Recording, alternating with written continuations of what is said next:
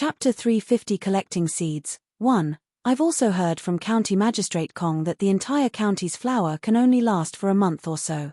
I just only hope that the wild vegetables in the field will grow as soon as possible. It is better to let the people plant some radishes, vegetables, cabbages, and so on.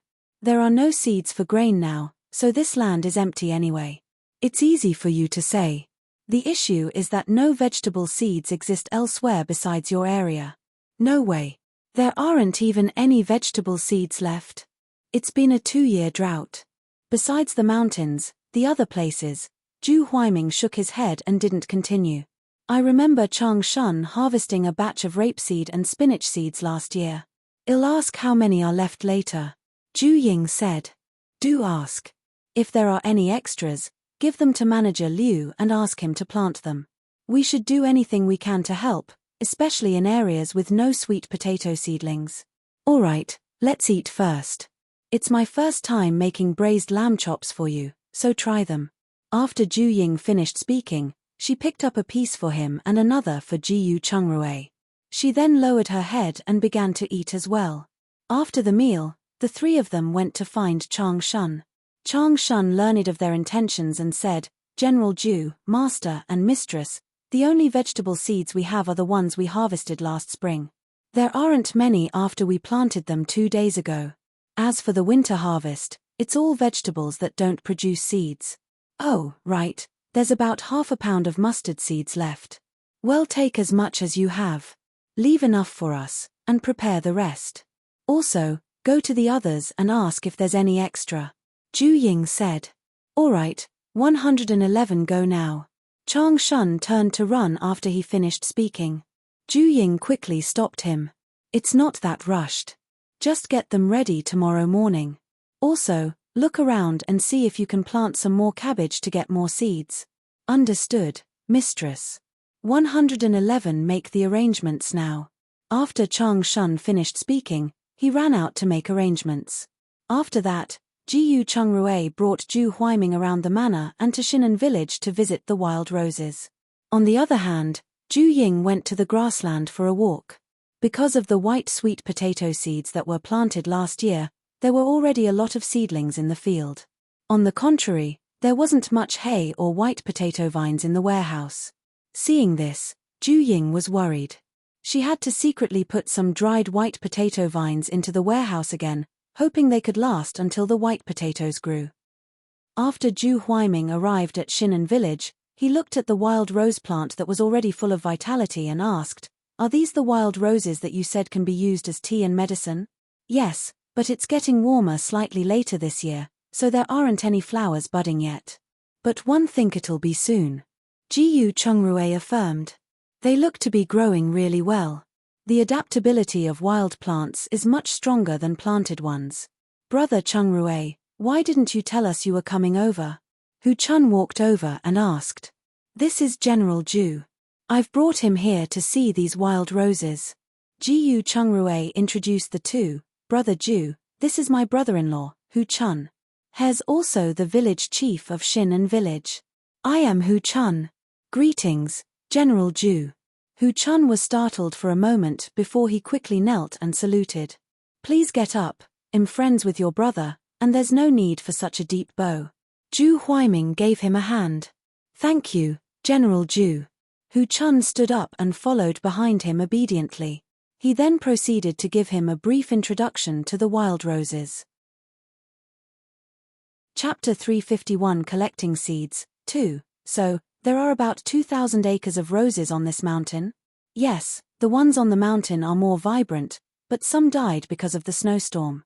These are the branches planted after spring, and I don't know if they will bloom well or not. Zhu Huaiming nodded and observed carefully. There were indeed many seedlings. Then, he asked, By the way, do these mountains belong to your village? Hu Chun nodded and replied, When the village was first established, the land here was too barren. So, the nearby mountains, about 5,000 acres of mountainous land, were all given to our village. There are a lot of date trees on the mountain in the south, so we plan to transplant some of them in the future. We could also plant some chestnut trees, walnuts, and persimmon trees on the empty lands. No matter what, The villagers in our village can survive with all these resources. That's a good idea. You can also try planting apple trees, pear trees, and other fruit trees, whichever will make money faster. Zhu Huaiming nodded in agreement. At the same time, he also understood why the Jiyu family would marry their daughter to an outsider. This young man was capable, ambitious, and promising. You can use the date tree to graft some on the bigger trees here. Although dates are relatively cheap, the output is high and easy to sell. Jiyu Chongrui suggested. That's right, that's a good idea. Zhu Huaiming nodded in agreement. But do we have any good date trees in our area? Hu Chun's eyes lit up, and he asked. I'll ask Dr. Luo later, there should be. I'll have to bother you then, Brother Chongrui, to help me on this. Alright, I'll let you know when I have a definite answer. After that, they chatted briefly and then went to Hu Chun's house. After a short stay, Zhu Huaiming and Jiyu Chongrui returned to the manor. The couple left the manor after eating mutton soup in the evening. However, they didn't go home immediately. Instead, they went from house to collect some vegetable seeds. Although there weren't many of them, there were various types. After the two returned, they sorted the same seeds together. Zhu Ying added more than half of each type and nearly doubled the seeds of cabbage and rapeseed. These two vegetables could be eaten as soon as they grow and could alleviate the current food shortage the fastest. The following day, after breakfast, the couple took the seeds and brought Zhuang to the manor. At the same time, Chang Shun had also amassed a portion, but the amount was far less than theirs. I've troubled you all, Zhu Huaiming said. With these seeds, we can solve our urgent needs. I'll personally send it over in a moment. Do you guys want to go out and look at the situation outside the village? You guys go ahead, one won't be going. Zhu Ying shook her head. Alright, then I'll go with Brother Zhu. Oh, right. Bring Sun Hongliang and Chang Shun along too. Let them see the situation outside so that they can be mentally prepared. There are donkey carts in the village, right? Let's drive that as horse carriages are too eye-catching. Zhu Huaiming suggested. Afterwards, the group drove the donkey cart and sent Zhu Ying back to the village. Jiyu Chongrui changed into the most tattered clothes available, then took a bag of beef jerky and set off. Not long after they left, Jiyu Chengshi rushed over and said, Sister-in-law, is Brother Chongrui at home? Unfortunately, he just went out on an errand. You can tell me if you have anything. I don't think you can't help. I'm here to ask my brother for a pulse reading. You have to wait until tonight, then. By the way, are you done with the work in the fields? I'm almost done, and we still have some remaining sprouts. It's a pity that we planted them late this season, Jiyu Chengshi said as he pursed his lips. Chapter 352. Especially bad those seeds won't run away, and it's just a matter of time before planting them. I'm going up the mountain to dig for some wild vegetables. Are you coming? Let's go. We can dig up some dandelions, chameleon plants, and so on to ease the food shortage. Wait a moment, 111 go find 2 small shovels. After Zhu Ying said that, she turned to the kitchen and took 2 small shovels that were usually used to transplant seedlings and 3 pieces of roasted white potatoes that were stored in her interspace warehouse. She brought Zhuang and Jiyu Chengshi up the mountains once they were ready. However, the village children had dug everything in the outer area of the mountains, so they had to walk a little deeper. Even common plants like shepherd's purse, thistle, and dandelions are rare these days. They did find some mint, chameleon plant, Chinese plantain, gotu kola, and other herbs. They picked the bigger ones of these plants. On the way back, Zhu Ying took advantage of the time when no one was around and scattered many of the wild vegetables she had collected in her interspace around the mountains. She also sprinkled common medicinal herb seeds like purple perilla, indigo woadroot, and prunella grass. This way, she could pick these herbs afterward so they wouldn't have to worry about headaches and fever.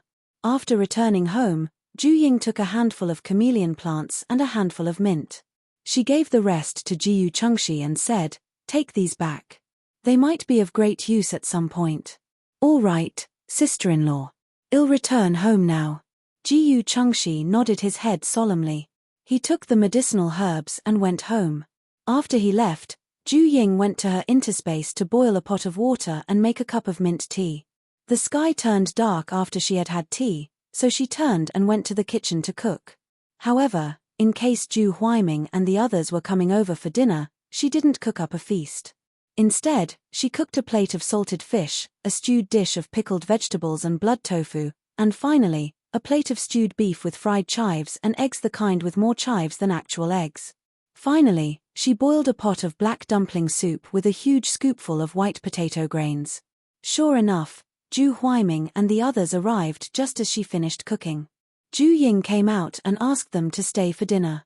After the meal, Ju Huaiming and the other two returned to the manor. After Ju Ying finished cleaning up, she locked the door and returned.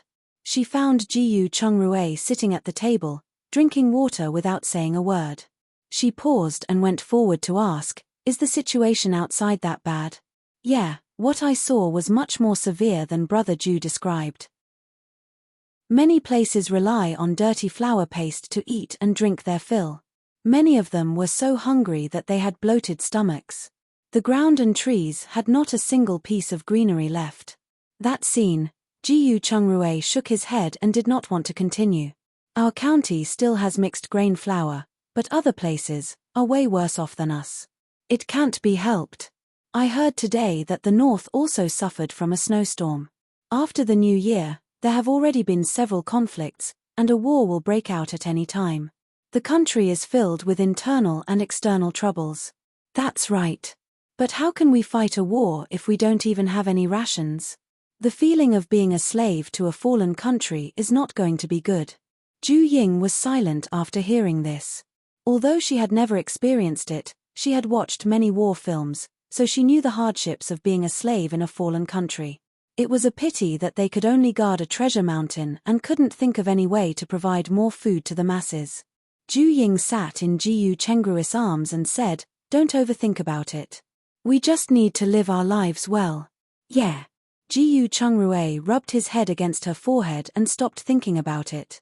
The problem was that he couldn't care about anything anyway. Thinking more would only cause trouble for himself. "By the way, is the birthday of this body of yours on the 18th of May? Chapter 353 Refugees Entering the Village. 1. Ju Ying was stunned for a moment and nodded. "You'll be 18 after your birthday." After Jiyu Chongrui finished speaking, he chuckled and kissed her on the cheek. "I can finally have my feast." Ju Ying understood what he meant, so she pinched his waist and said, "Don't forget, you're only turning 19 in September. It'll be more than a year before you turn 20. Men and women are different. Men just need to pay more attention to the frequency and supplement more. I'm just afraid you're not developing well and will hurt your body when you give birth." Jiyu Chongrui chuckled. Ju Ying rolled her eyes at him. She stood up and said, "Your brain is always in the gutter." Although her words were full of disdain, she was happy internally. They had been husband and wife for many years in their previous lives, so they were used to doing it. It wasn't easy for him to endure and wait for her in their new lives for nearly 3 years.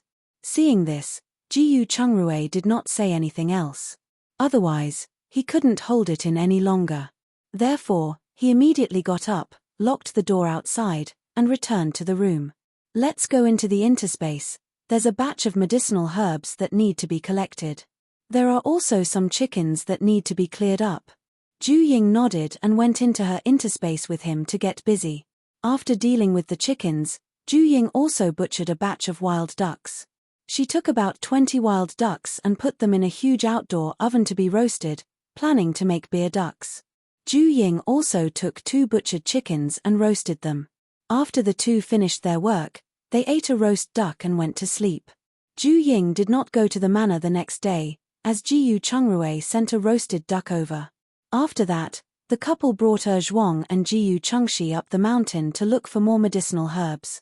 Ju Huaiming returned with some beef jerky 3 days later and left for the military camp. Half a month later, when everyone was sleeping soundly on a particular night, they suddenly heard a series of blood-curdling screeches. Immediately, the entire village was startled awake. "Did something come down from the mountains?" Ju Ying asked after she got up. Jiyu Chongrui put on his clothes and replied, It's hard to say, but it doesn't sound like anything good. Put on your clothes and wait at home. Don't go out, he added. No, I think he'll go with you. After Ju Ying said this, she remembered the swords left in her interspace by assassins who tried to kill them. One for each of us, just in case. She immediately took out 2 swords. All right, but you have to listen to me. Jiyu Chungrui was afraid that she would be in danger if she stayed at home alone, so he nodded in agreement to her coming along. Then, the 2 of them locked the door and walked out with their knives. When they came out, many people gathered on the street, rushing to the village entrance with weapons. When they arrived at the street, they found it was not a wild beast from the mountain but a dozen refugees from unknown places. The families at the village entrance were all robbed by them, and they even took a few elderly and children as hostages. Now, they were confronting the villagers. The village chief stared at the people before him and demanded, "Who are you people? What are you trying to do? Hurry up and let them go. Do you know that this is against the law?" Bullshit, what law? Whoever has the tougher fist is the law nowadays. The leader of the refugees looked at the village chief with disdain. Don't move, or I can't guarantee that the people in my hands will stay alive. What do you want, then? The village chief asked in a bad mood. Chapter 364 Refugees Entering the Village, 2. It's simple. We heard your village is doing well, so we came here for food. The village chief squinted his eyes and sized up the dozen people before him. He noticed that each of them had a fierce look on their faces and that each of them held a different type of knife. He knew that they had come with ill intentions. He suppressed the anger in his heart and pointed to the bags of food beside them. Didn't you guys already get what you wanted? Hurry up and leave. We won't pursue this matter. No, village chief, one of the old men being held hostage immediately retorted. However, before he could finish his sentence, his neck was broken by the man who was holding him. That's right, he twisted it cleanly and neatly. If these people weren't military veterans, then they must be repeat offenders. The other hostages were so frightened that they immediately screamed.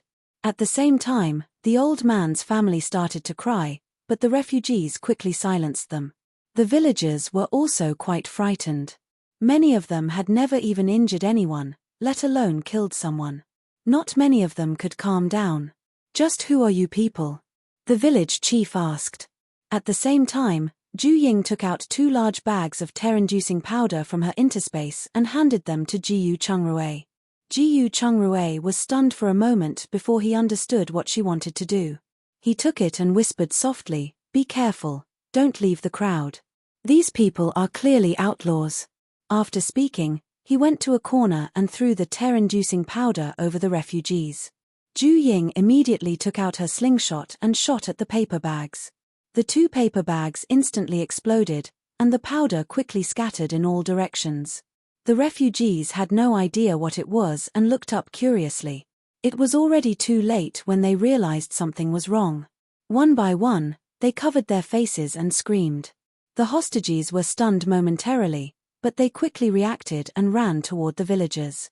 When the village chief came to his senses, he immediately waved his hand for the villagers to raise their weapons and rush over. When the refugees saw this, they knew that things had gone bad. One of them immediately endured the pain and grabbed at a kid who was lagging behind. Ju Ying immediately hit his arm with the slingshot. The man screamed and immediately withdrew his hand. When the refugees saw that the situation had gone south, they turned around and wanted to run. The village chief immediately shouted, "Capture them, dead or alive." Everyone immediately chased after the refugees. Chapter 355 Refugees Entering the Village, 3. However, few dared to kill, so only one was knocked unconscious. The stick hit the others, but the refugees only felt a tinge. Tie them up and throw them into the ancestral hall. We'll hand them over to the village constable tomorrow, the village chief said with a sigh of relief. Village chief, does it mean my father's death will be in vain? The old man's son stood up and asked. So why don't you kill them and then get put in jail? The village chief asked. HJH enough. Throw them into the ancestral hall. They won't have a good ending anyway. The village chief turned around and ordered. However, after throwing the people into the ancestral hall, the village chief did not leave. Instead, he took a few people to hide behind the back window. He wanted to hear who they were or what their purpose was. Jiyu Chungrue was worried too. He asked Ju Ying for a pack of knockout powder and followed them. They eavesdropped on the conversation. After listening to the refugees' conversation, they were so scared that they started trembling. These people were refugees and had fled their homes since last spring. They had reached the south, but a flood occurred before settling down. Thus, they had to run back. However, they encountered a snowstorm. They had run out of food for a long time. At first, they had to eat tree bark and leaves, and when they couldn't stand the hunger anymore, they ate their offspring. They were now living on human flesh. They had come here because many refugees were heading toward Mount Chi, the tallest mountain here. Naturally, this group of cannibals followed suit, and at the same time, they wanted to get some food in advance. After all, no one could stand eating only meat, not to mention human flesh. No, someone muttered softly. These people can't be left alive. It's too dangerous. We'll have to ask for Constable Tian's opinion. We must keep a close eye on these people. If one of them can join their dislocated legs and escape, I'm afraid our village will never have a peaceful day ever. The village chief spoke in a low voice. That's easy. Jiyu Chungrue reassured them as he took out the knockout powder. He then blew it into the ancestral hall through the window. Ancestors, please don't blame me. I have no other choice. The village chief quickly kowtowed twice and muttered softly. Not only did the people in the ancestral hall know how to fix their bones, but they also knew that there would be people guarding them, so they deliberately explained their origins. First, these refugees wanted to scare the villagers so that it would be easier for them to escape later. The other reason was to buy time for them to recover as soon as possible. Unfortunately, they did not expect Jiyu Chungrue to be so despicable as to use knockout powder. They all fainted before they could even escape. After ensuring everyone in the house was unconscious, the village chief and his group walked in. They saw that all the ropes tying the refugees had been cut, and their feet were fixed. It seems these people are quite capable, Jiyu Chungrue said. Search them. Put away the blades and other things before tying them back up. Everyone immediately got to work when they heard this. Not only did they find a lot of small tools, but they also found iron wires, embroidery needles, picking keys, and so on. It seems like these people aren't out for blood, the village chief said. Indeed, these skills, especially lockpicking, can't be learned in a short time. Jiyu Chungrue nodded in agreement. By the way, Chungrue, when will they wake up? I'm not sure, but let's make sure they sleep a little longer. 111 Just give them some more knockout powder. Chapter 356 Refugees entering the village. 4. After Jiyu Chungrue finished speaking, he gave them the remaining knockout powder and said, this will keep them asleep probably until tomorrow night, or at least until noon. That's more than enough. I'll assign 2 people here to guard the place just in case, and the rest of you can go back to sleep. We still have to deal with a large number of refugees. The village chief replied. Till stay, Qian Jiaxi and Qian Jiaxing offered simultaneously. Okay, but be careful. If you really can't handle them, then, the village chief made a throat-slitting gesture. Although he didn't want to take any human lives, he wouldn't feel any pity for people like these who had committed unpardonable crimes. As long as they had a good reason, killing was acceptable. After that, he turned around and went home. On the other end, Jiyu Chungrue returned and told Ju Ying about this group of cannibals. The troubling times have come, and I'll go to the manor tomorrow to inform them. Well, try not to go out if possible. Yeah. Ju Ying nodded, and she was feeling worried. A person who could be on the run for so long and managed to survive isn't going to someone kind. We really have to be careful. Let's go to sleep. We still have things to do tomorrow. Jiyu Chungrue saw that she had fallen silent and knew she was frightened, so he could only go forward and hold her in his arms. Ju Ying hugged him back and rubbed her head against his neck. After they had calmed down, they went to bed. However, Not many families in the village could sleep soundly. Many had their eyes opened and waited until dawn. The following day, after they had their breakfast, Ju Ying went into her interspace and quickly made 2 sacks of tear-inducing powder with a blender. She then drove the carriage to the manor. After arriving, she gathered everyone and told them what had happened in the village last night. Jiyu Chungrui added, "These people are scarier than wolves, so everyone must be very, very careful. I hope everyone can unite and do their best to protect our village. This is also to protect our lives." True that. At this point, there's no need to care about benevolence and morality. Everyone, use whatever means you have to protect yourself. But don't take the initiative to provoke them, or you'll only bring trouble upon yourself. Ju Ying chimed in. "Don't worry, mistress. We understand. This village is the root of our survival, so we will definitely do our best to protect the village," Chang Shun said. The others immediately echoed his words. And their voices were especially loud. "All right then. Set up traps and the like that we use to guard against the wolves. Don't let anyone get close. Kill anyone who doesn't listen to the warning," Jiyu Chungrui ordered. "Roger that. Well, set traps now," Chang Shun responded and led a group of long-term workers to reactivate the wolf traps. Sun Hongliang led the few others Manager Liu had left behind to activate the hidden trapdoors. Ju Ying and Jiyu Chungrui returned to the courtyard and laid down some tear-inducing powder. Jiyu Chungrui asked Ju Ying to take out explosives and a fire signal. Then, he used a small jar to make a few tear bombs and knockout powder bombs. Finally, he passed them to Sun Hongliang. "These things are useful but dangerous. You must keep them well and use them at a critical time." "I understand. I won't use it unless I have no other choice." Sun Hongliang wanted to say something else but stopped in the end. Jiyu Chungrui paused and asked, "You want the method of making these?" "Yes, the situation in the north is not looking good, so, do you still remember the fireworks during the Lantern Festival? It's actually the same principle, but the insides are different." Sun Hongliang's eyes lit up. "I understand. Master, you're brilliant."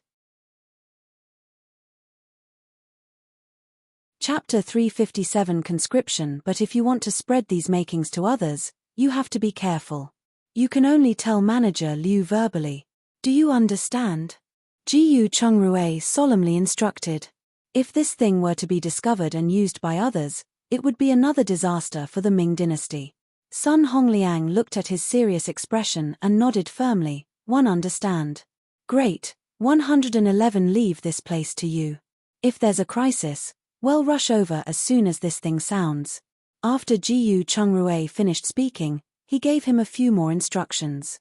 Only then did he and Ju Ying go to find Uncle Nyan and ask him to butcher a sheep every day or a cow every 2 days to ensure the workers' constant food supply.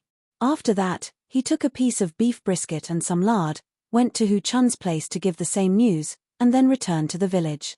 After the village chief got up, he didn't eat breakfast and called 2 young men to follow him to the town to find Tian Jingzhong. He needed to tell him about the group of refugees as soon as possible. "How are there such wicked people?" Tian Jingzhong stood up in shock. "That was my reaction exactly, but there really are some." The village chief answered with a bitter smile. "How should we deal with these people?" he asked. "Should we kill them or, come with me to the county? We've just planted the sweet potatoes, and it's a huge problem for refugees to come now. We have to tell Magistrate Kong." "All right," the village chief replied, and his stomach began to growl. "You guys haven't had breakfast yet?" Tian Jingzhong asked, stunned. "I just wanted to get rid of those people as soon as possible, but you still have to take care of your body." Tian Jingzhong reminded the old man and asked the maidservant to bring them each a black vegetable bun and a bowl of mixed flour paste. After they finished eating, they took a carriage and rushed to the county government office. It just so happened that Manager Liu was there as well. He seemed to be talking about something, and his expression was grave. Seeing that the village chief and the constable were here, they were surprised. After both parties looked at each other, County Magistrate Kong asked, "What happened?" Tian Jingzhong looked at the village chief. The village chief nodded and told everyone everything that happened last night. As for how to deal with those people, please make the decision, Magistrate. County Magistrate Kong stayed silent for a long time after hearing this. Problems were coming one after another, and it was hard to be an official these days.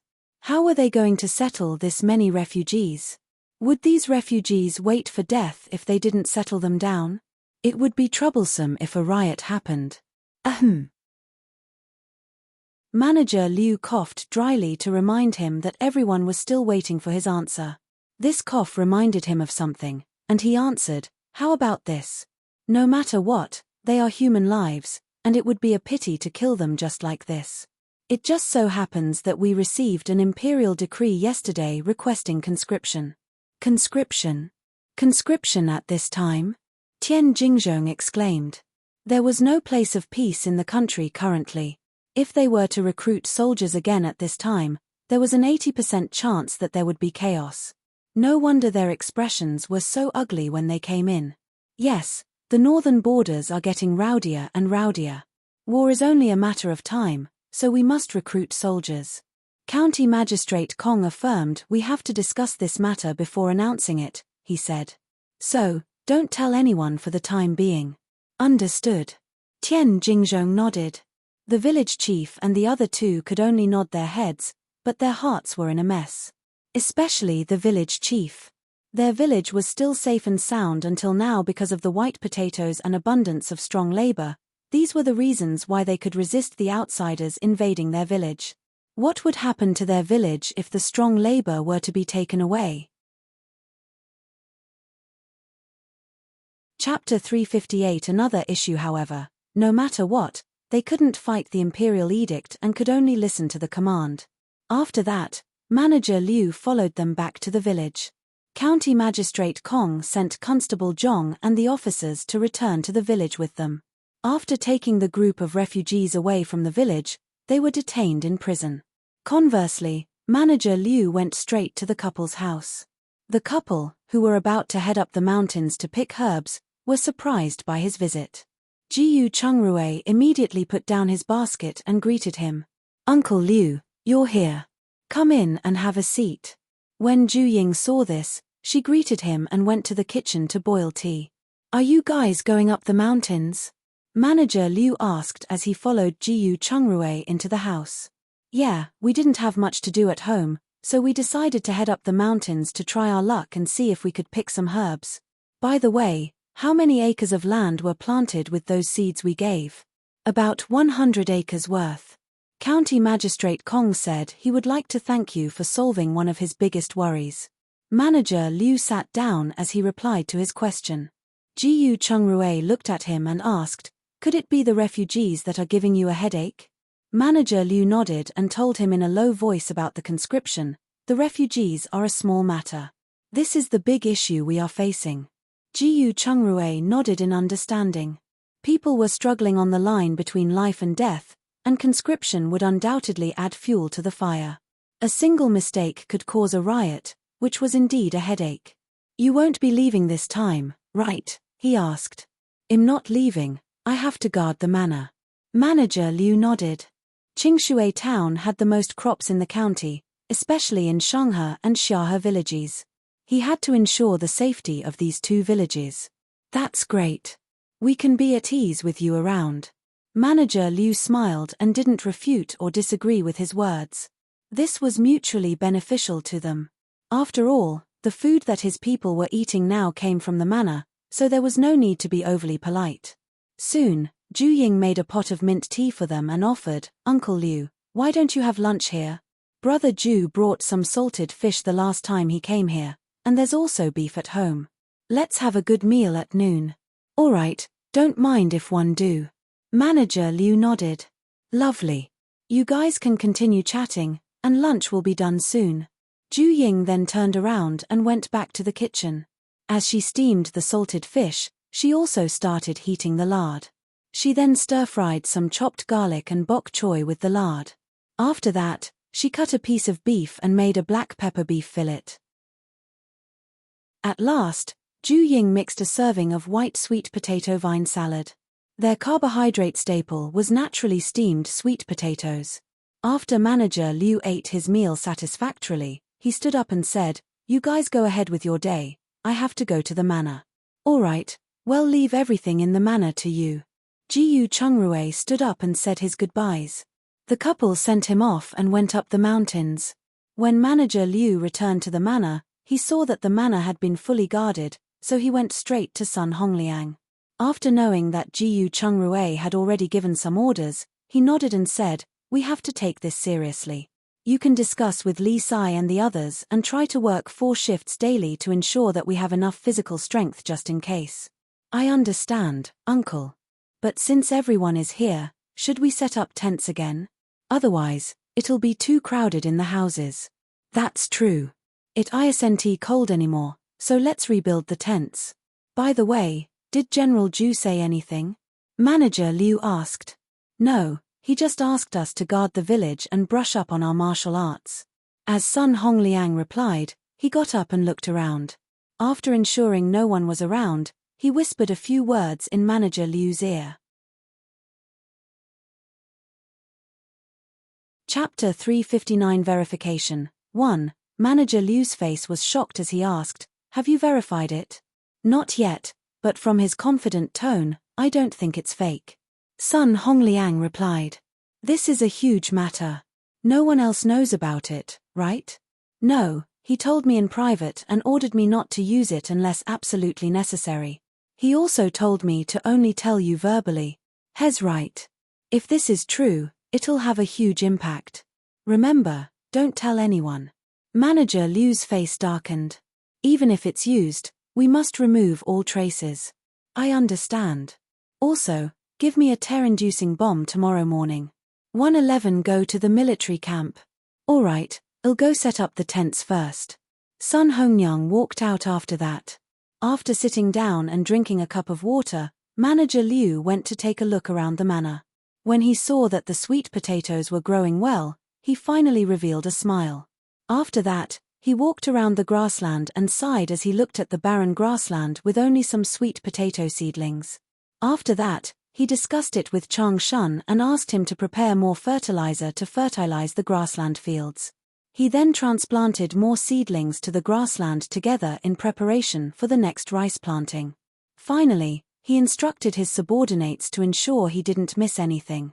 At dawn the next day, he took a terror-inducing bomb and rode to the military camp with 2 other people. They finally arrived on the morning of the 3rd day. The 3rd prince and Ju Huaiming, who were practicing martial arts in the training ground, heard his arrival. They looked at each other and hurried to the main camp. They knew very well that Manager Liu wouldn't come here unless it was absolutely urgent. After they entered a room, they saw Manager Liu, whose eyes were bloodshot and who looked travel-worn. Seeing that he was about to bow, the 3rd prince directly said, "Forget it. Why are you in such a hurry to come over?" Manager Liu nodded and looked at the soldiers waiting in the room. The 3rd prince understood and waved his hand to send them out. Ju Huaiming also realized that it was an important matter, so he went out and stood guard at the door. Manager Liu then approached the 3rd prince and told him about the terror-inducing bomb. He then told him about the many refugees coming to Dongyang. After the 3rd prince heard this, he looked at the small jar on the side and asked, "That's the bomb?" "Yes, that's it, but one haven't tested it yet, so I'm not sure what the specific effects are. I have a group of chickens on the mountain. Let's test it out on them." The 3rd prince stood up and decided. "Yes." After saying that, Manager Liu immediately picked up the jar and followed. The 3rd prince waved at Ju Huaiming, and the 3 went up the mountain with a lighter. After sending the chicken farmer down for dinner, the 3 studied the bomb for a while, lit the fuse, and quickly threw it into the chicken pen. Before the jar could land on the ground, a loud bang was heard, and the terror-inducing powder scattered in all directions. The chickens in the chicken pen immediately flew everywhere. They would have escaped if it weren't for the net covering them. One by one, these chickens shrieked and flew around. Some of them would hit the walls and try to escape. More importantly, a few chickens had been killed by the explosion, and more had died because of the broken pieces of the jar flying everywhere. Even the 3 people standing outside were in a sorry state from the terror-inducing powder. One by one, they sneezed like there was no tomorrow and couldn't even straighten their backs. When the chicken farmer returned, he was stunned to see them in such a sorry state. He then looked at the chaotic chicken coop and was speechless. The 3 of you are grown-ups, not children. How could you come to the chicken pen and cause such trouble? Chapter 360 Verification 2. But soon, the farmer started sneezing and realized something was wrong. When the 3rd prince saw him return, he suppressed his discomfort and said, "Send the dead chicken inside to the kitchen. We'll make chicken soup for everyone at noon." After ordering that, he walked down the mountain, sneezing along the way. He looked embarrassed and had completely lost his usual stoic self. Seeing this, Zhu Huaiming also followed. But before he left, he warned the chicken farmer, "You're not allowed to tell anyone about us setting off these firecrackers."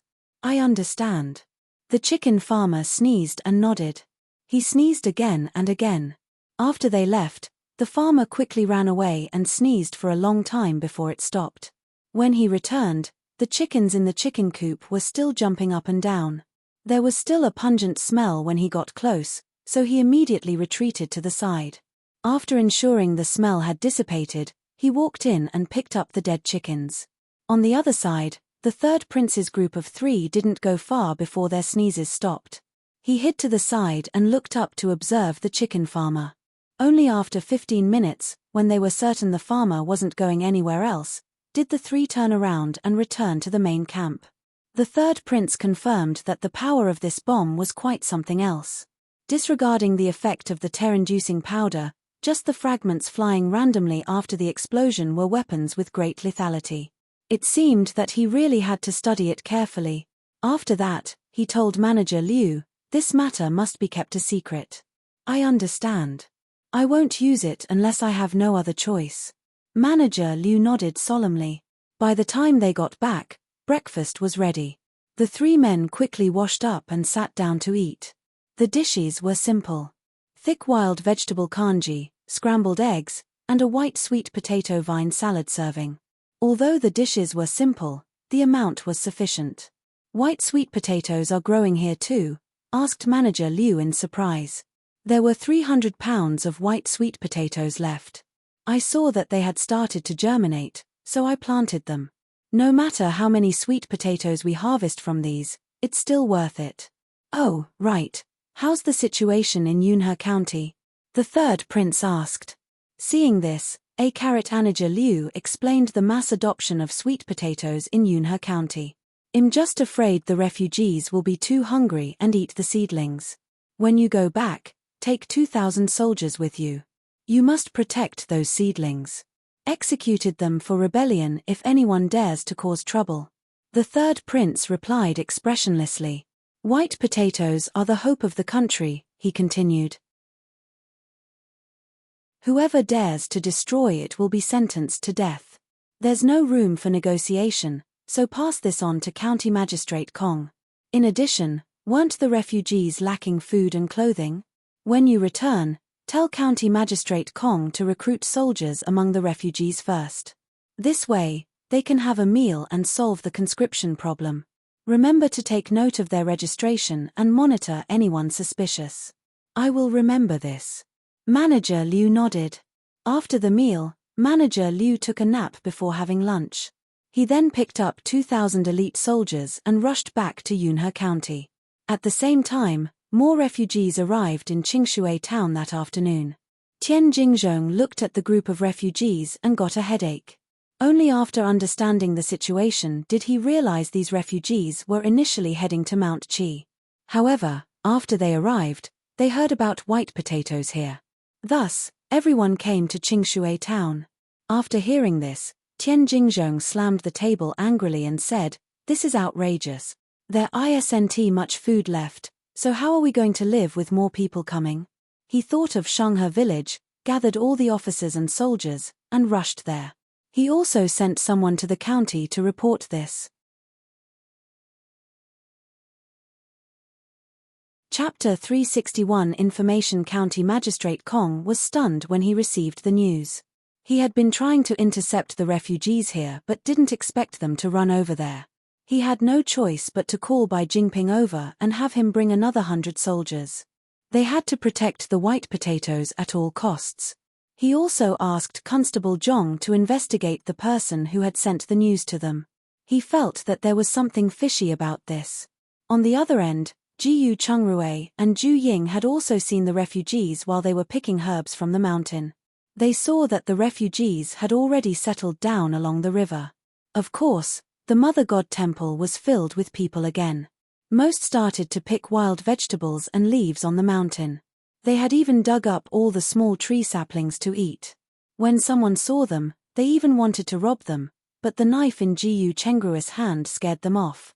When they got home, Jiyu Chungrui put down the basket and said, "You can handle the medicinal herbs at home. I'll go outside and find out what's going on. Alright, be careful. Also, if anyone dares to break in, just cut them down with your knives." Jiyu Chungrui rushed to the village chief's house after he finished speaking.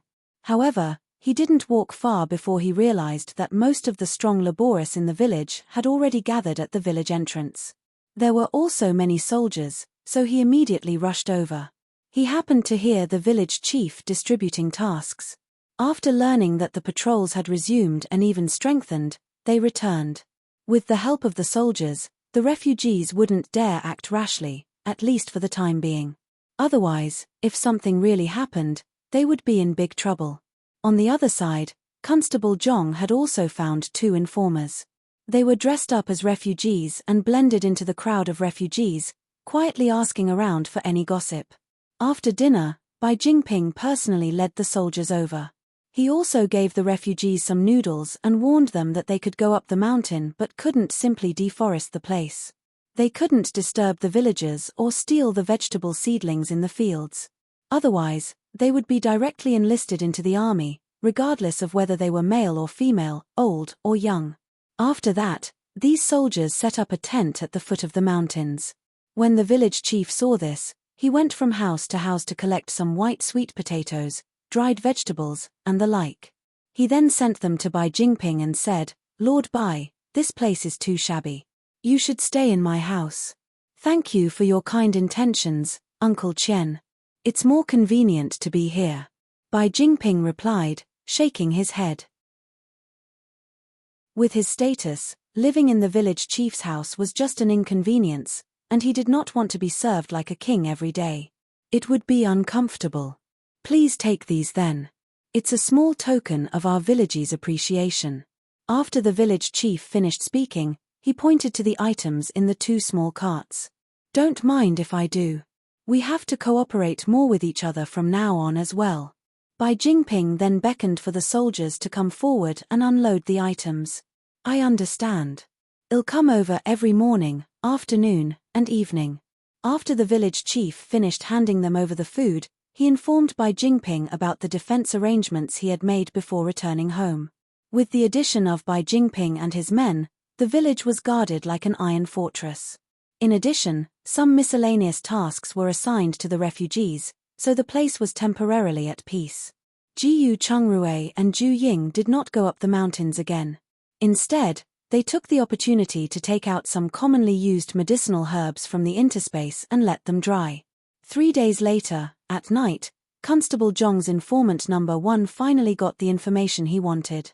There were indeed people who were encouraging the refugees to come over. He didn't expect that after settling down, the place would be so restless again. The new targets of these refugees were the cattle and sheep in Xiahe village. Unfortunately, he couldn't find the source.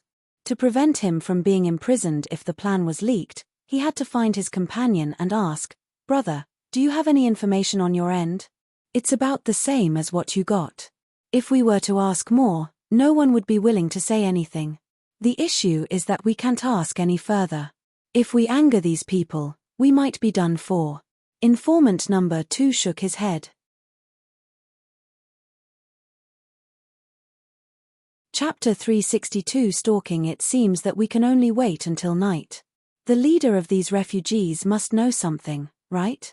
Informant number 1 added. "Yes, we'll retreat immediately after we know who it is." This refugee camp is just depressing.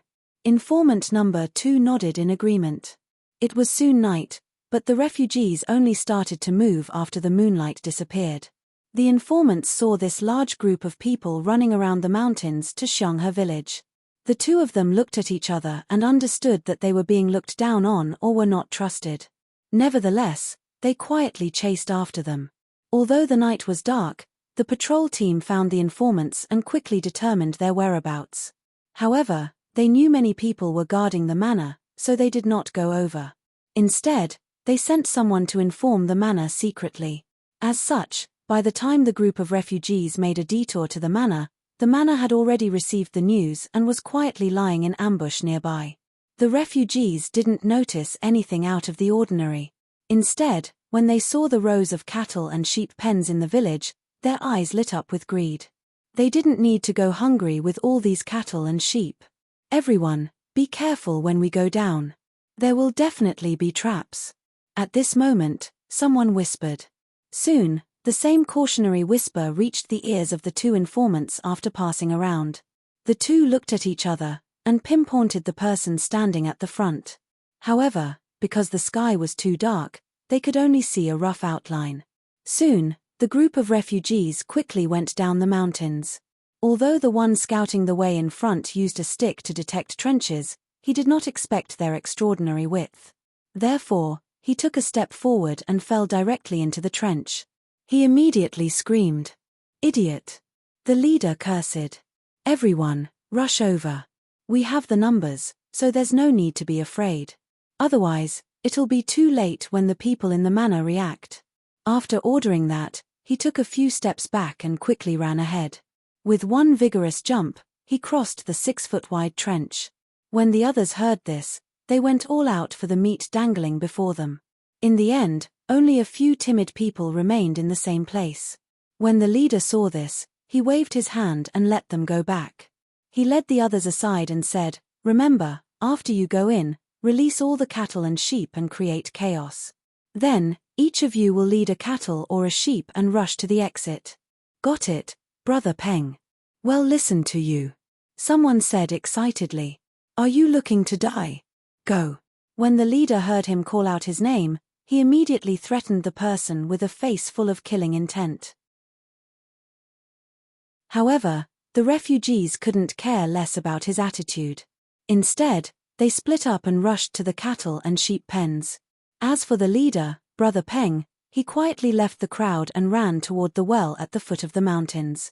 Informant number 1 and informant number 2 stayed in place for a moment, and they quietly followed Brother Peng. Just as they approached, they realized Brother Peng had taken something out of a bag. Just as he was about to open the paper bag, an arrow suddenly shot from the side, directly aiming for Brother Peng's head. Brother Peng was startled and dodged it with a backflip. However, more arrows were shot at him one after another until he lost the ability to resist. At the same time, the screams of the refugees rang out one after another. The entire village was filled with screams like hell on earth, making one's hair stand on end. The two informants were so scared that their legs went soft. Just as they were about to escape, someone suddenly walked over and said, "Stop, or I'll kill you without mercy." Don't. We're not the bad guys." Informant number 1 immediately raised his hand. Informant number 2 also raised his hand. Very quickly, the two of them were tied up.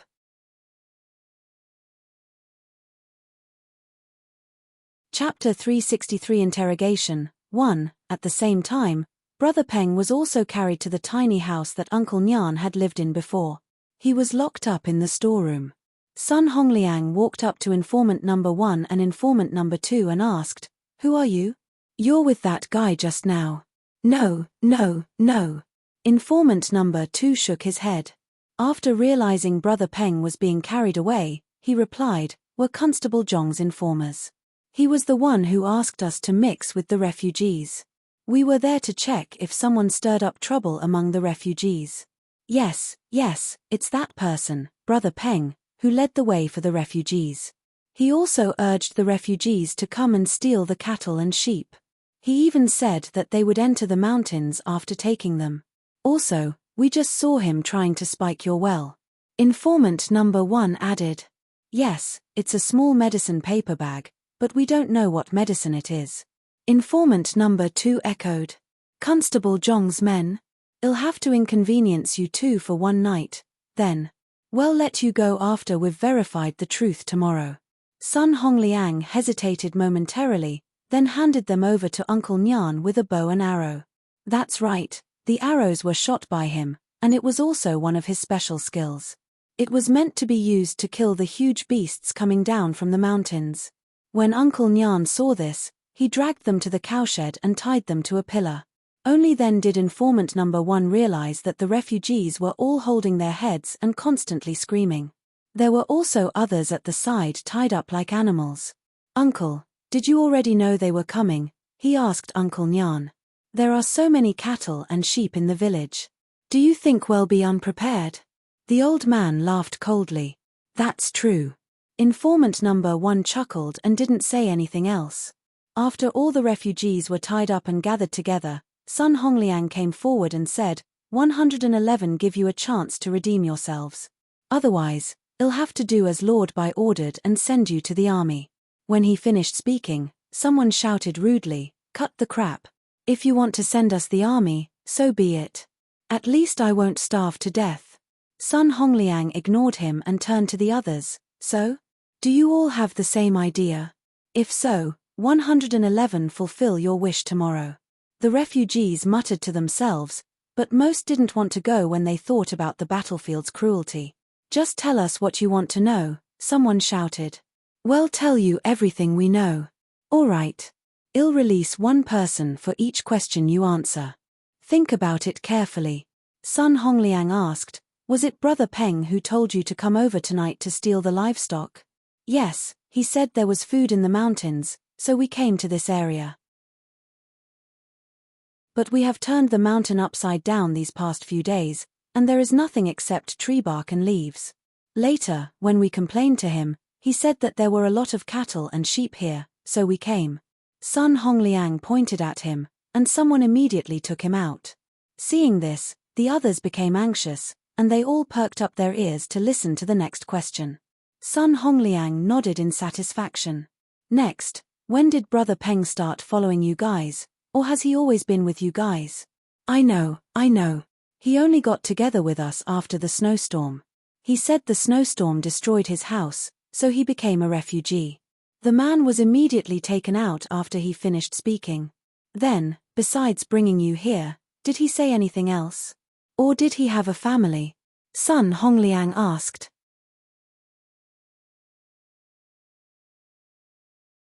Chapter 364 Interrogation 2. About his family. Oh, he has a wife and a son, but I feel like they're terrified of him. He also said that Dongyang Manor had collected a lot of food, but the third prince had refused to distribute it to the refugees and kept it all for himself. Yes. He also said that the third prince is cold and ruthless. He doesn't put us commoners in his eyes at all. Sun Hongliang's eyes flashed with a cold glint as he listened to their denouncement of the third prince. At the same time, he also understood that Brother Peng was most likely a spy sent by the first or fourth prince. He raised his hand and said, that's enough. Shut up. Have you all even met the third prince? You're just listening to rumor and don't even know you've been used. If it's really as you all said, that he doesn't give any grain to the commoners, do you think the emperor will let him off? Sun Hongliang hesitated momentarily before saying, I'm not afraid to tell you that we did harvest some white sweet potatoes last year, but only about 300 acres of land were harvested. How long will it last if we distribute it as food? However, how many people will we save if we replant them? We have to look at the long term. Because these things could be found out with just a little inquiry, it was better to say them openly and cut off the root of those spreading rumors. Then why do the people of Shanghe village get the sweet potatoes? Someone asked. Right, one heard that they've never gone hungry before. Why? That's because the sweet potatoes were initially grown by the people of Shanghe village. We can't just let them starve to death after they gave us the seeds. Besides, the amount left behind would be enough for them to eat half full. If my guess is correct, most of them are also struggling to hold on. Otherwise, Why would so few wild vegetables be on the mountains? That's because they've all been taken by the nearby villagers. When the escapees heard this, they couldn't help but mumble silently. They were familiar with the scenery in the mountains. Besides the tree bark and leaves, all the wild vegetables that could be eaten had been picked. They thought about the villagers he had seen in the past 2 days. Although they weren't starving like them, these villagers didn't look too good either. Some of them even looked like they were about to die. Sun Hongliang heaved a sigh of relief when he saw that these refugees had listened to him. After that, he got some people to bring some insect repellent and put them under guard. He then returned to his room and instructed everyone to guard the manor. At daybreak, he found Bai Jingping and told him about the matter. After a moment of silence, Bai Jingping ordered the soldiers to bring Brother Peng's wife and children over from the refugees. After the mother and son entered the room, Sun Hongliang and Bai Jingping sized them up. Seeing that the mother and son were so hungry that they looked weak, they exchanged glances and made a guess. "You guys are Brother Peng's wife and son?" Sun Hongliang asked with a frown.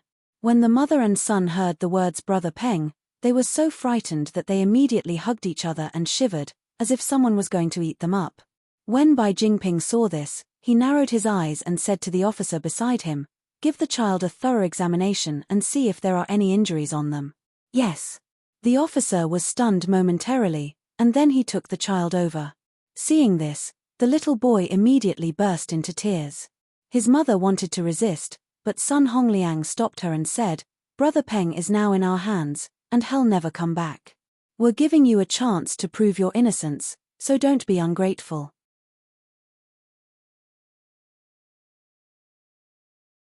Chapter 365. A fake couple miss. Don't be afraid. We have no ill intentions towards you and your child. We just want to investigate the man, Brother Peng. Bai Jingping tried his best to speak as gently as possible. When the woman heard this, she finally looked up at them. Seeing Bai Jingping look at her sincerely, she did not make things difficult for the children. She immediately relaxed and started to cry.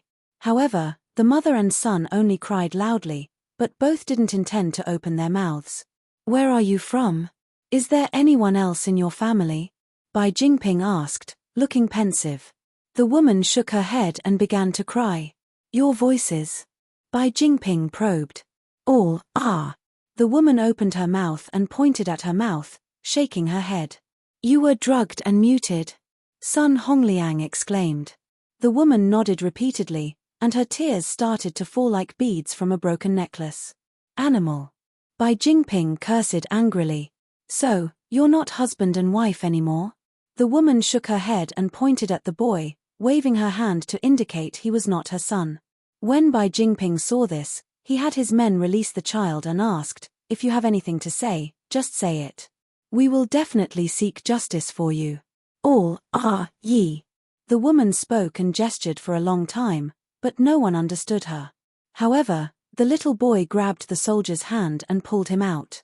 The officer glanced at Bai Jingping, who nodded and followed them out. By the time they reached the outside, the refugees had already gathered at the foot of the mountain and were in a standoff with the soldiers and patrols, each facing off at either side of a river. Bai Jingping stepped forward. "What's going on?" he asked. "Are you people planning to rebel?" When the refugees heard about being accused of rebellion, they immediately quieted down. They knew rebellion was a serious crime that would sentence 9 generations of their families to death. They did not dare to bear such a serious crime. Seeing this, Bai Jingping heaved a sigh of relief. It was fine as long as they still had this fear. "If you have something to discuss, send 2 representatives over," he said. "Gathering here and making trouble won't solve the problem. Your words sound nice, but can we return if we go there? Our request is simple. Let them go." The one standing at the front raised his hand and said, "Let them go." "Let who go?" Bai Jingping asked in return. "Of course, Brother Peng and his group." "What are you saying? One haven't seen him yet, so how can I let him go?" "You've never seen it, but he has." The man pointed at Sun Hongliang after he finished speaking. "So, you know what they did last night?" Sun Hongliang laughed. "So what if we know?" You guys have so many cattle and sheep and don't even care about our lives. So what's the problem if we do it ourselves? What are you saying? Is that yours?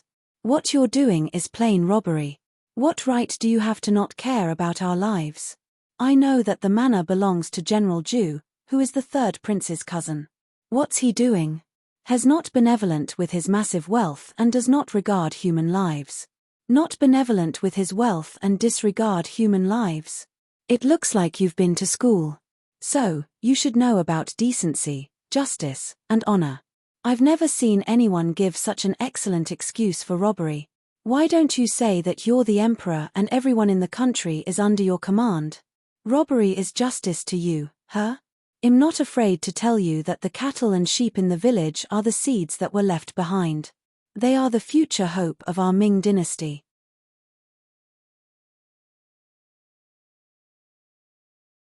Chapter 366 Spy 1. If people can't live, why should we keep animals? The man turned his head and shouted. That's right, the most important thing for us now is to stay alive. If we're dead, what's the point of keeping those animals? Someone immediately chimed in. Yes, hurry up and kill all the cattle and sheep. We've been hungry for days. Why don't you let us eat if there's something to eat? That's right. Isn't the third prince a member of the royal family? In such a disastrous year, shouldn't he be helping us refugees? Who said that these manors belong to the third prince? Ju Ying, who had been listening for a while, stood up and asked. No matter what, they were considered to be on the third prince's side, so they couldn't let the third prince's reputation be damaged. Otherwise, their future would definitely not be smooth sailing. Of course, she also had a way out. If the third prince lost, he could just hide in her interspace for a few years. In short, she couldn't let these refugees take advantage of the manor for nothing. Especially when not even a blade of grass would be left in her manor if a precedent were to be set. Manager Ju. Bai Jingping looked at her in surprise. Ju Ying shook her head, looked at the refugees, and asked, Are you mute? Who said that the manor belongs to the third prince? Even if it's not the third prince's, it's still General Ju's. They are relatives, to begin with, so what's the difference? The leader replied. Ju Ying laughed after hearing this. You seem to understand the matters of the imperial court very well. Then, can I suspect that you are here to ruin the third prince's reputation? Stop intruding, I'm just telling the truth. The truth? Have you seen the title deed? HJH what, didn't your master tell you? Such a terrible master, he doesn't even know who the owner is and wants a cut. Such incompetency. Shut up, Ju Ying didn't give him a chance to speak. She suddenly pointed at him and shouted, Arrest him. With a great disaster in front of us, he doesn't want to serve the country but instead instigates the people to cause trouble. I suspect he's a spy who has come to sow discord between the ruler and the people of our country. Right, this person's motive is not right. Arrest him. Sun Hongliang immediately chimed in. The refugees were dumbfounded when they heard this. What was going on? Weren't they just demanding some meat to eat? Why did a spy suddenly get involved? This was a crime punishable by death. Bai Jingping understood what Ju Ying was trying to do. No matter what, once they captured the leader, the other refugees would be much easier to deal with. The easy part was that this person was suspicious, to begin with, so there was no need to be soft-hearted. After thinking it through, he waved his hand at the soldiers. 5 soldiers immediately walked out and pounced on the leader. Seeing this, the leader panicked and immediately used his fists and legs to knock down a soldier. Then, he turned around and fled. However, Jiyu Chungrue, who was hiding at the side, kicked him back. Immediately, 2 soldiers pounced on him and held him down. Jiyu Chungrue stepped forward and dislocated the man's jaw, carefully examining the inside of his mouth. Not long after, he pulled something the size of a green bean from his mouth and said, If I'm not wrong, this is a poison that seals the throat at the sight of blood. He's a spy. Take him away. Bai Jingping exclaimed loudly, then looked at the refugees. The refugees no longer cared about meat as they all retreated in fear. At that moment, Brother Peng's fake son pulled an officer aside and pointed at one of the refugees. Seeing this, the man immediately grabbed a refugee and turned to run. However, the other refugees quickly surrounded them tightly. "Get out of my way, or don't blame me for being merciless," the man said as he grabbed the hostage by the neck.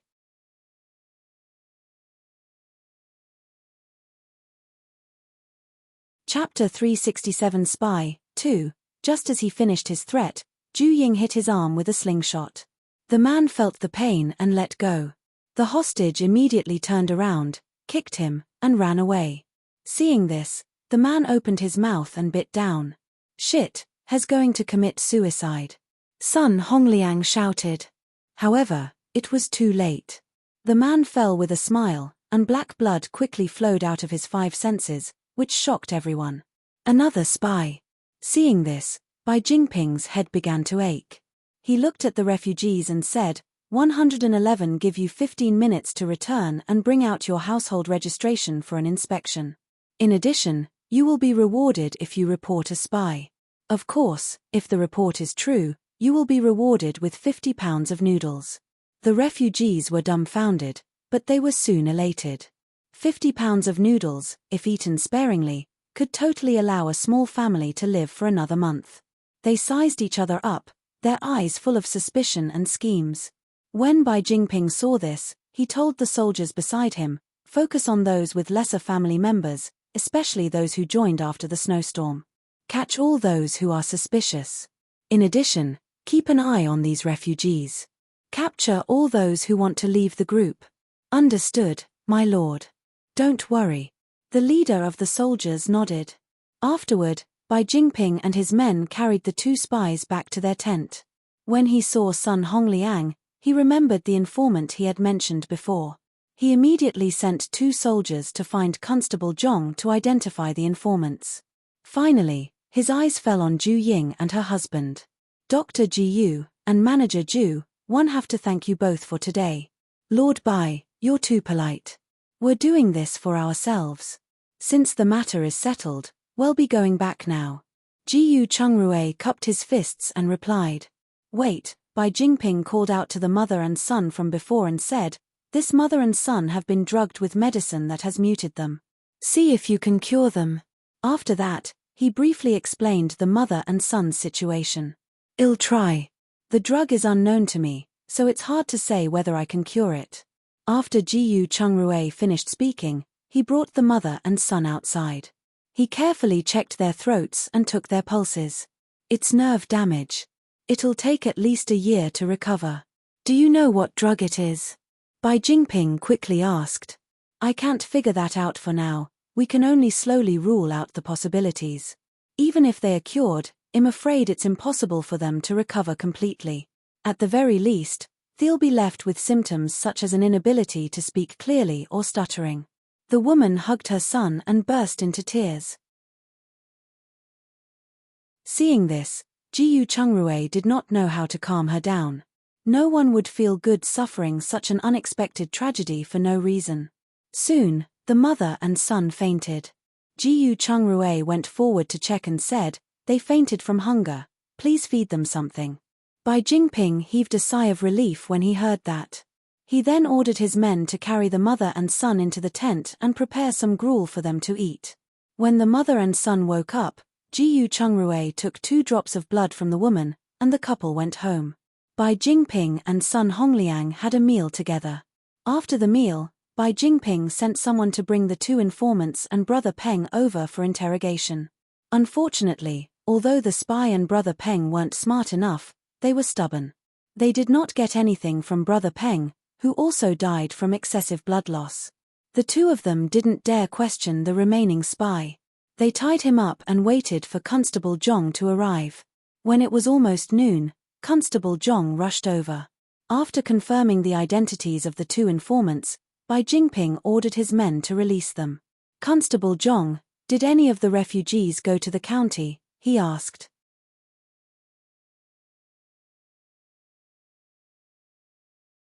Chapter 368 Asking around. Not at the moment. "Oh, but Manager Liu did say that the refugees who went to the village to steal were to be temporarily locked up. Constable Zhong said. Did they say why they are imprisoning the refugees? There are so many of them, and they will need a lot of food. No, he only said that they were temporarily detained. All right, I got it. Constable Zhong scanned his surroundings and asked in a low voice, after ensuring no one was around, how's life in the village now? I want to collect some dried white potatoes. Do you think it's possible? That depends on how much you are planning to collect. 8 to 10 pounds is no problem, but it's hard to say if it's more. By the way, you can look for Dr. Gu and the village chief. They know more about the situation in the village. All right, I'll go to Dr. Gus' place then. His family's life is relatively better than the rest of the villagers. Constable Zhong turned around and left, leading his 2 informers and a few police officers into the village. When he reached the entrance of the Gu residence, he told his subordinates to stay outside and walked in by himself. Inside, Jiyu Chungrue was treating Jiyu Zi's younger daughter, Lele. Just as he was done applying the medicine, Constable Zhong walked in and saw Jiyu Zi and her daughter in the house. He blushed and left the room when he saw Jiyu Zi, who had regained her gentle and calm composure. Sorry, continue on, I'll be back in a while. No worries, Constable Zhong. I've already done with my treatment illness. Jiyu Chungrue gave Jiyu Zi a few instructions and then sent the mother and daughter out. When he returned, he beckoned Constable Zhong to sit and asked, is there a reason for your visit? You can say that. Well, there are fewer and fewer noodles left. So, I was thinking of buying some dried sweet potatoes to bring home. Wonder if you can help me ask around in the village. I'll buy them at 20 coppers per pound. How much are you planning to buy? Naturally, the more, the better. There's almost no more food at Master Kong's place. To tell you the truth, the sweet potatoes were planted nearly 2 months late after the snowstorm, so the number of sweet potatoes in the village is not abundant. I can only say that 111 try to ask around, but one can't guarantee anything. I understand. I'll come back the morning after tomorrow. This is the down payment, and I'll add on if it's not enough. Constable Zhong said as he put down 2 taels of silver. Oh, Brother Jiyu, was that woman your eldest sister, Jiyu Zi? He asked, rubbing his nose. Jiyu Chungrue paused for a moment and looked at him suspiciously. Yes, that's my sister. Does she have any intention of remarrying? What do you mean? If I remember correctly, you have a wife, a son, and a daughter. Although my sister is divorced, she will never marry someone and become a concubine. Constable Zhong sighed. Brother, you've misunderstood. I had a wife, but she has always been in poor health. She passed away during the snowstorm when it was too cold for her frail body. There's only my mother and 2 children at home now. I'm so busy every day that I can't even return home, so I want to have someone who can help me take care of my children. Constable Zhong, to put it bluntly, the older of your 2 children is about 10 years old, and the younger one is 6 years old. They can remember their mother clearly. It will be tough for a stepmother to discipline them, possibly leading to complaints. So, you'll have to communicate with your children about this. Ask for their opinions. If they are willing to accept a stepmother, I can help you pass on a message. But I can't guarantee that my elder sister will be willing to remarry.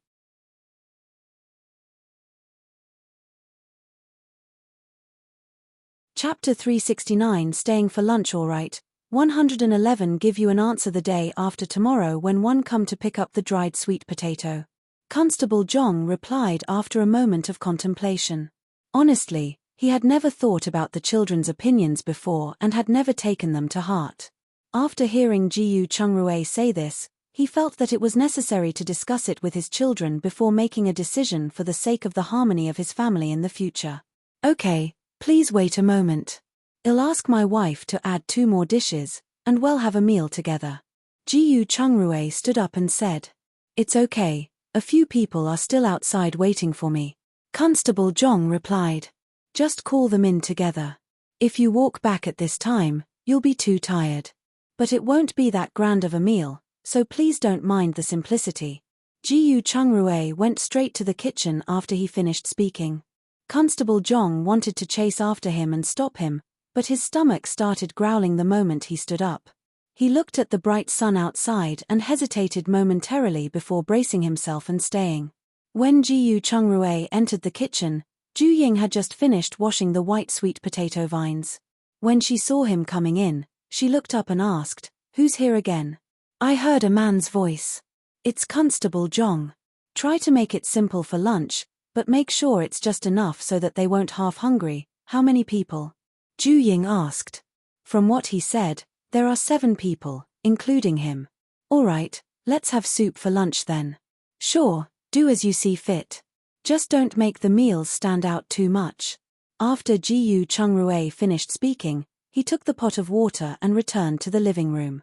After he left, Ju Ying hesitated for a moment. She soaked 5 pounds of dried white potato and took out a pound of black noodles. After that, she simply stir-fried the sweet potato vines with beef lard. She then prepared a pot of water and threw the dried sweet potato slices into it. When the white sweet potato was cooked, she threw in some dough dumplings, taking them out once the dough dumplings were cooked. She brought a few large bowls into the living room and confirmed that there were really 7 people.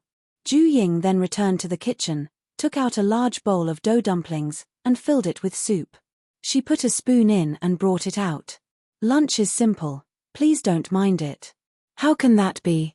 It's already good to be able to eat such a lovely meal these days." Constable Zhong laughed. "The soup is a little hot, so do serve yourselves."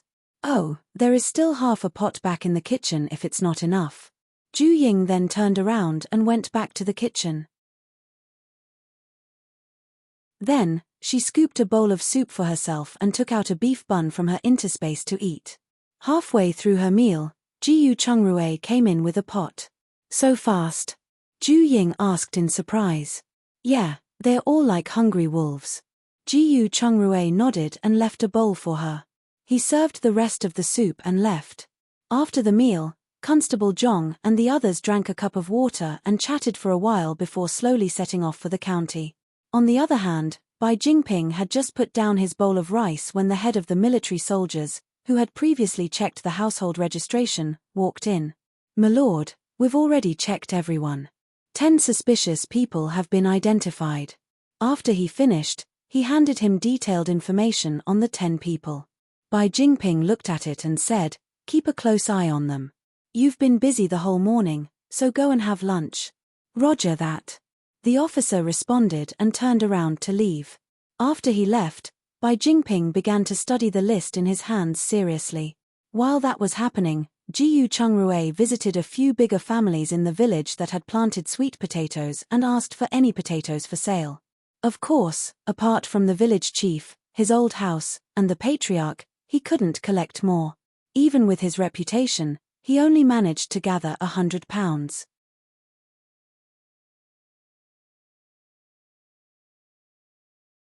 Chapter 370. The arrival of the army. However, they did collect a lot of dried vegetables.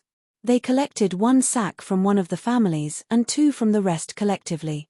Finally, they took out 100 pounds of dried white potatoes from their interspace, totaling 200 pounds of white potatoes. The following day, the couple had just finished breakfast when they heard a commotion at the foot of the mountains. They quickly ran out. They saw Tian Jiawang carrying a hoe and walking back from the field. Jiyu Chungrui asked, "Brother Tian, what's going on at the foot of the mountains? Didn't the manor capture a group of people yesterday? They were clamoring to let them go. Today's matter differs from yesterday's, so it's better if we don't go over. Let's just let the soldiers handle it," Tian Jiawang said. "I see, sorry for bothering you." Jiyu Chungrui nodded in understanding. In such a disastrous year, even a landlord would not have any surplus grain. Sun Hongliang could not possibly keep them in the manor for nothing. Therefore, it was most likely Bai Jingping's idea, and it was better for them not to get involved. However, since it involved the manor, they did not return home. Instead, they waited to watch the show from a distance. Just as the 2 sides were about to start fighting, they suddenly heard the sound of people marching. They quickly turned their heads to look at the source of the sound. Soon after, a group of soldiers in military uniforms carrying bundles on their backs marched toward the village at a moderate pace. And looking at the group, there were quite a few of them. "Is the one riding the horse Manager Liu?" Zhu Ying asked. Yeah, he most likely brought a tear or knockout bomb to the military camp for the third prince. It's nice he's back with these soldiers, as those refugees won't be able to cause any trouble now. That's great. Otherwise, it's not nice living in constant worry every day. Although Bai Jingping and the others did not hear the soldiers coming, they were delighted when they saw them. On the other hand, the faces of the refugees turned ugly, but they didn't dare to make a scene in front of so many soldiers. However, when he thought of military provisions, Bai Jingping's expression immediately changed as he quickly ran to the village entrance to welcome them. When he saw Manager Liu getting off his horse, he asked, "Brother Liu, these soldiers are, Lord Bai, they were sent by the third prince to assist Lord Kong in recruiting soldiers. At the same time, they are to protect the white potatoes." Manager Liu pointed to a young man on a horse and said, "This is a rank 5 minor general, Zhong Ping. Greetings, General Zhong. I am Bai Jingping, the county magistrate of Yunhe County." Bai Jingping hurriedly stepped forward and introduced himself. "I've long heard of you. Lord Bai is a famous scholar, and you do things swiftly and decisively. I've long admired you. You're too polite. Where do you plan to settle down? I heard there is a forest between Xiahe village and Shanghe village, so we plan to set up camp there. I will call people over to help." "No need, we'll do it ourselves." Zhong Ping shook his head, then pointed at the refugees and asked, "Those people are refugees? Why are they making trouble?" Bai Jingping sighed and told him everything that had happened in the past 2 days. "Well, they're afraid those captured refugees will be executed, so they're making a fuss about releasing them." "Why should you let them go? Aren't we recruiting soldiers here? We should just use them to fill the army. With fewer refugees, there will be less instability," Zhong Ping stated. "But, it's not that appropriate." Bai Jingping replied hesitantly. He and Lord Kong had the same idea before, but they were afraid of arousing the public's anger, so they had not decided. Manager Liu thought of the third prince's words and replied tactfully, "We can try. They won't have anything to eat here anyway, they will have food being in the army. So, let's try. Let's try. The sooner we recruit enough people, the sooner you can be at ease. Alright, you guys settle down first. We'll discuss this later." After Bai Jingping finished speaking, he immediately stepped aside, afraid they would mention the matter of army provisions.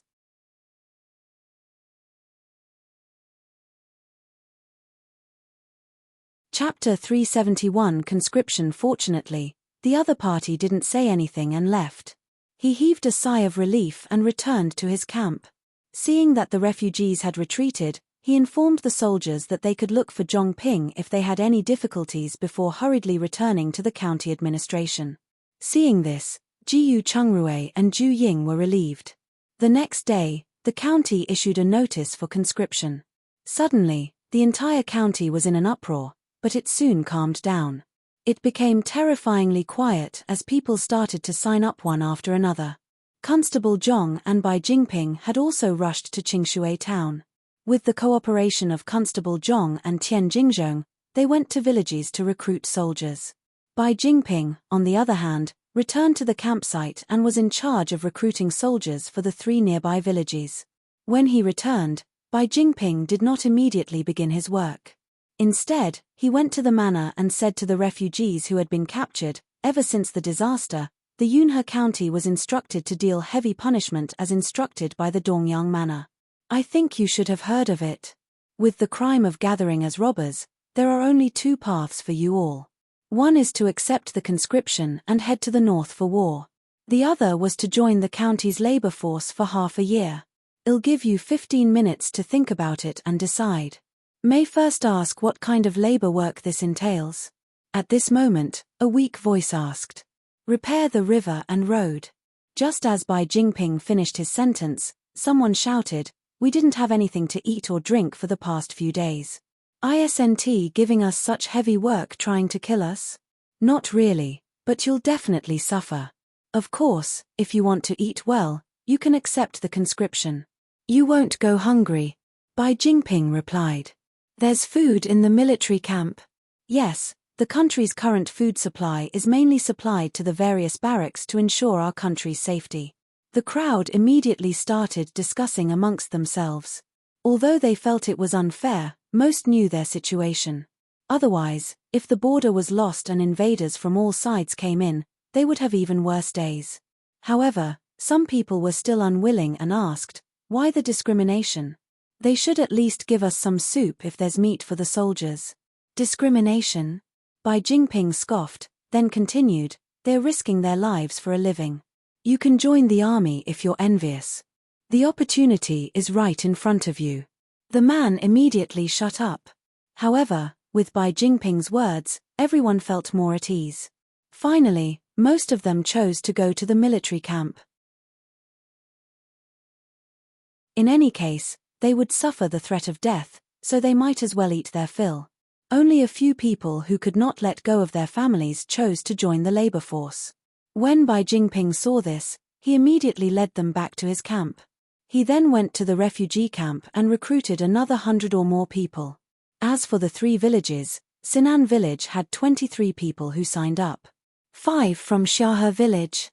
There were only 3 people from Shenghe village. However, Bai Jingping did not ask for more, as many other places had many more people wanting to join the army. At night, Constable Zhong came to Jiyu Chengrue's home.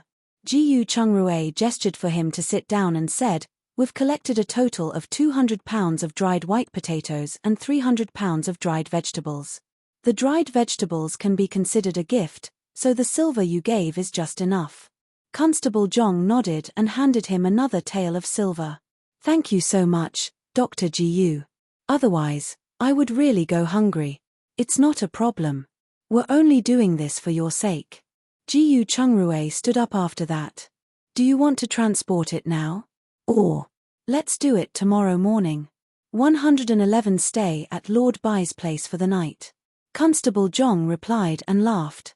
Dr. Jiyu, please help me ask for your sister's opinion. I've already spoken to my 2 children, and Thief agreed.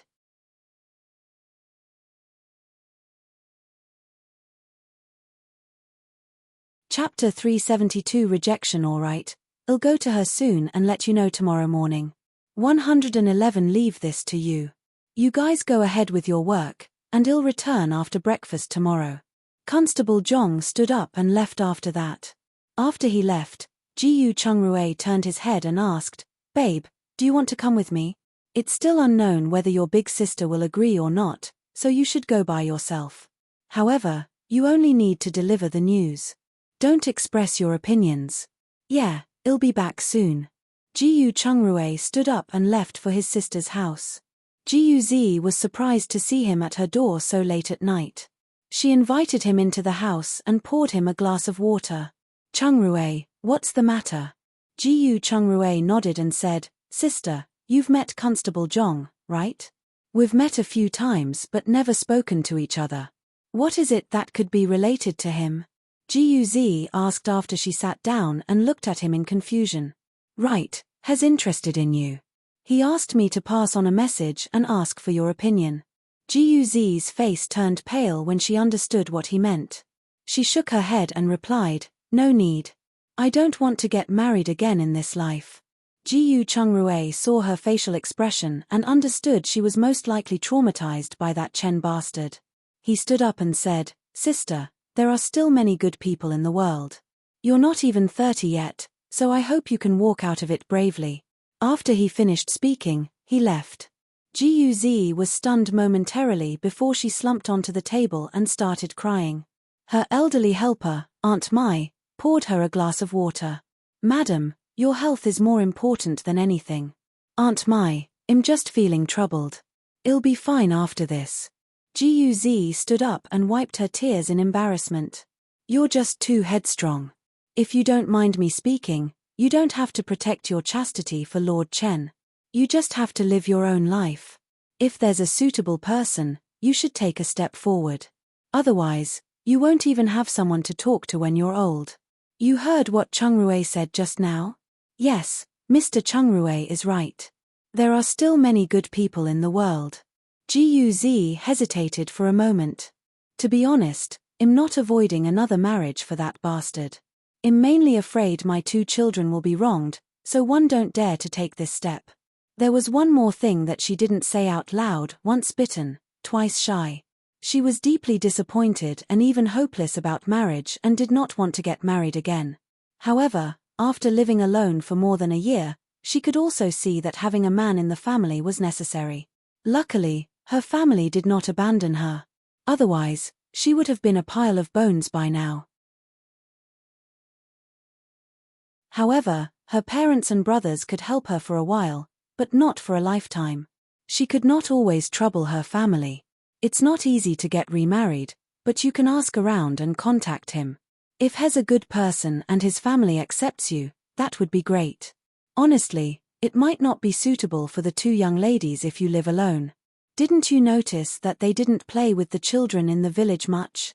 They've also become much quieter than before. This was especially so for the young miss. Other than practicing her calligraphy in the study room, she would practice needlework and rarely speak. Also, if her family isn't complete, it will be hard when she wants to discuss marriage in the future. Guz paused, and then she shook her head. Let me think about it. There's no rush. You should rest early, madam. I'll go and see the 2 young ladies. Aunt Mai turned around and left after that.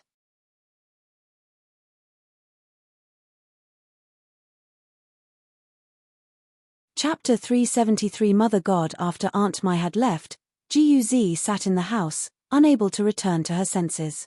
She was at a loss for direction in her way of life. She was conflicted about whether she should take the step forward. She was at a loss as to what she should do next. Her 2 daughters were growing, so what would they think of her marrying again? On the other end, after Jiu Chungrui returned, he told Ju Ying about Guz's attitude. Babe, what do you think I should tell Constable Zhong? Reject him straight. Just tell him the truth. One think your big sister is more afraid of the idea of marriage itself than she is of getting remarried. No one can help her with this, so let her think about it thoroughly. Everything will be fine when she overcomes this. That's true. All we can do is tell the truth. The rest will depend on whether they are fated to be together. Jiu Chungrui nodded in agreement. The next morning, Constable Zhong brought a horse-drawn carriage over. After Jiu Chungrui loaded the dried sweet potatoes and vegetables into the carriage, he told Constable Zhong about Guz's reply. Constable Zhong, my elder sister has been emotionally hurt before, so this matter cannot be rushed. If you can't wait, you should find someone else. Constable Zhong nodded his head firmly. Understand. It's because that Chen fellow has gone too far. Thank you, Brother Jiu, he said, patting Jiu Chengrui's shoulder. Leave the rest to me.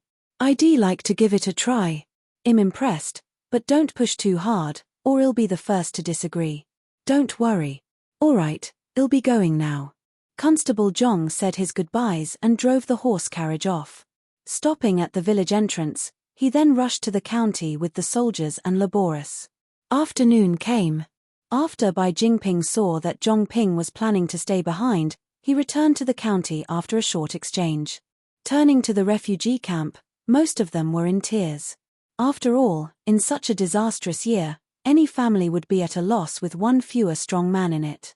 After an old woman finished crying in the Mother God temple, her gaze fell on the Mother God statue. She stood up and walked over shakily. She then kneeled and kowtowed 3 times. I beg of you, Mother God. Please save us, the people who are suffering. We really can't take this anymore. Please take pity on us and give us some food. With her leading the way, some other older women immediately followed and knelt, crying and expelling their inner thoughts. Some asked for help, some asked for food, and some asked for their family's safety.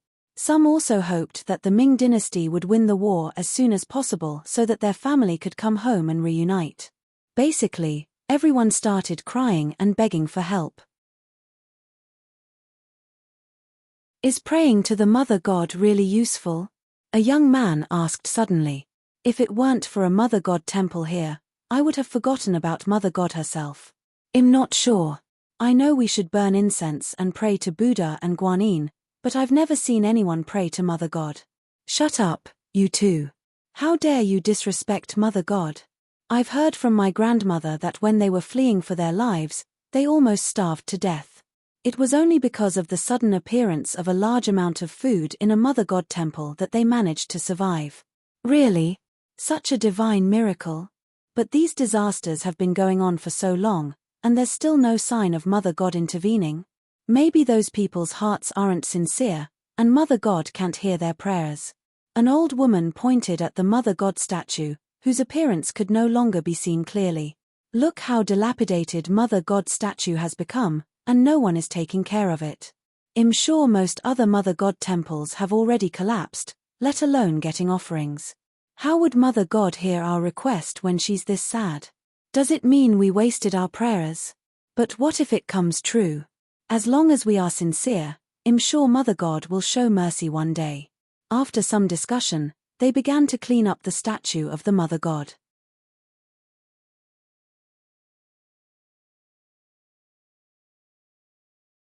Chapter 374. A welcome. After Ju Ying and her husband sent Constable Zhong off, they locked their door and brought Zhuang to the manor. They began to plant rice seedlings and sweet potatoes in the fields. She also instructed Uncle Nyan to slaughter 2 cattle. While waiting for the cattle to be butchered, the couple picked some spinach. She then went to Manager Liu. Uncle Liu, I'll have to trouble you to give these 2 cattle worth of meat to the soldiers outside. It's to welcome them and thank them for protecting us. Manager Liu laughed. Let's go together. But I'm afraid you'll be targeted once you offer some now. I want to believe in the character of the 3rd prince's men. It will be fine as long as they leave us some. Ju Ying replied. Haha, you're pretty generous, but it won't get that exaggerated. You'll just need to send some meat over from time to time. Of course, I won't be asking that you give this meat away for free. General Zhong has military funds, so you just have to offer us a fair price. Thank you for your reminder, Uncle Liu. Ju Ying nodded. However, she did not go. Instead, she asked Jiyu Chungrui to go with Manager Liu while she continued to plant seedlings. Jiyu Chungrui and Manager Liu arrived at the temporary military camp and looked for General Zhong to express their intentions. Zhong Ping was naturally delighted. Although they had brought military rations, it was only grain. The meat was getting pitifully low in quantity, not to mention the vegetables. With these portions of meat and vegetables, they could at least let these soldiers have 2 good meals and make up for the fat they had lost on the way here. General Zhong cupped his fists at Jiyu Chungrui and said, On behalf of my brothers, I thank you, Brother Jiyu. You're too kind, and I should be the one thanking you. Otherwise, I'm afraid my manor would not have peaceful days. Jiyu Chungrui returned the thanks. Protecting the village is also one of our missions. Also, we can't take your offerings for free. I will pay the normal price for the meat and vegetables. Maybe next time. This time is a little token of our appreciation to welcome everyone. But, without waiting for Zhong Ping to finish, Manager Liu advised, since it's Dr. Gus' kind intention, you should accept it. Just think of protecting your meat and rations when you protect the manor from now on. Seeing this, Zhong Ping opened his mouth and nodded, Thank you, Dr. Jiyu. But this is the only time. We'll pay you the normal price in the future. Sure, we'll charge 20 taels for a cattle and 5 taels for a sheep. As for vegetables, we don't grow much. If we have any extras, we'll give them to you. We can't offer you extras if we don't have any. After hearing Jiyu Chungrui state the price for his livestock, Zhong Ping was stunned. Of course, it wasn't because it was too expensive, but because it was too cheap. He glanced at Manager Liu and saw his unmoving expression. He knew that Manager Liu was used to hearing these prices. At the same time, he respected Jiyu Chungrui. It was no wonder that General Zhu and the 3rd prince would protect them so much. Alright, it's a deal then. I'll send someone to the manor to inform you if there's a need. General Zhong can just come to me, as he's usually not in the manor. Alright, we'll take our leave now. Manager Liu cupped his fists and replied. See you later. After Zhong Ping sent them out of the tent, he personally went to the kitchen and ordered them to make a good meal for everyone to nourish their bodies. When they returned home in the evening, Ju Ying was about to go to the kitchen to cook when Jiyu Chungrui stopped her and said with a smile, Babe, you've forgotten what day it is today. What day is it? Ju Ying looked at him in surprise. To be honest, there was no calendar or phone here, so she was a little confused as she didn't know the specific date.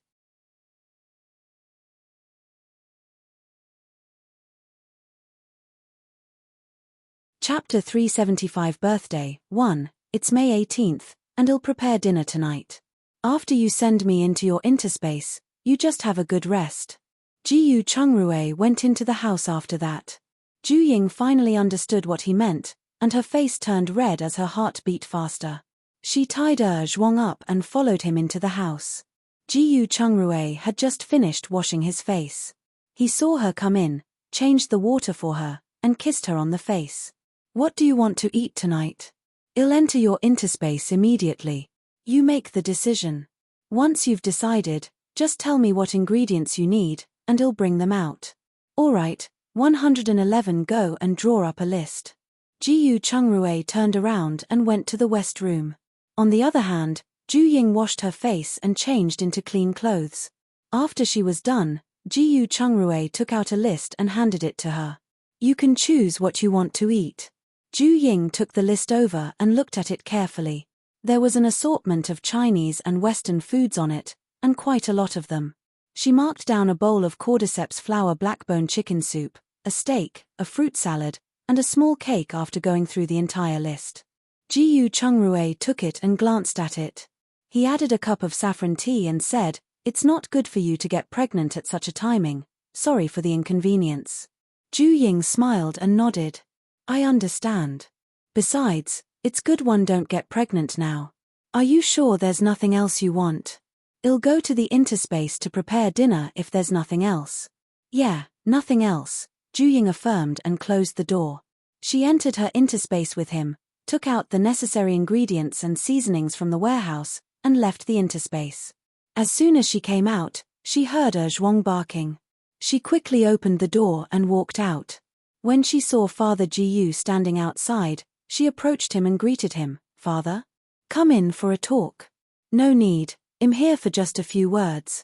I'm mainly here to inform you that your second brother is getting married the day after tomorrow.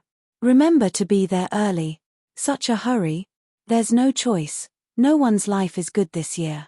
They are urging us to quicken the marriage, so we'll keep it simple. It will be just our family and a few respected elders in the village there to witness it. In addition, one need to borrow your family's carriage to pick up the bride.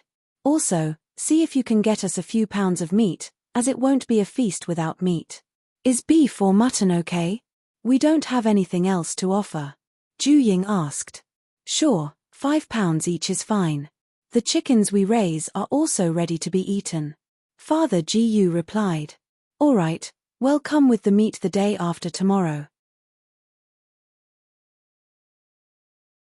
Do come earlier, as Chungrue has to pick up the bride together. Father Jiyu turned around and left after he finished speaking. After he left, Ju Ying went to the well to wash her clothes. It was already dark after she returned, so she locked the gates. She then went to the kitchen, made a big dumpling soup with some chicken meatballs, and fed it to Zhuang. When the sky got completely dark, she entered her home, locked the door, and entered her interspace. Jiyu Chungrue, who had already finished cooking and changed into casual clothes, saw her coming in and spoke with a pout. You're finally here? I thought you had forgotten about me. I have to wait until it's dark before I come in. You set the food, I'm going to take a shower. Ju Ying went to her bedroom to get a pair of pajamas and went to the bathroom. When she came out, Jiyu Chungrue had already laid out dinner, but only the cake was left uncovered. When he saw her, he pulled her to sit down. Birthday girl, it's your job to blow out the candles. Well, light it for me then. Ju Ying cheekily replied after sitting down. Yes, my princess.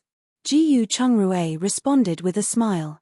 He then turned around and lit the 18 candles on the cake one by one, pushing it in front of her. Ju Ying looked up at him with a smile and asked, together?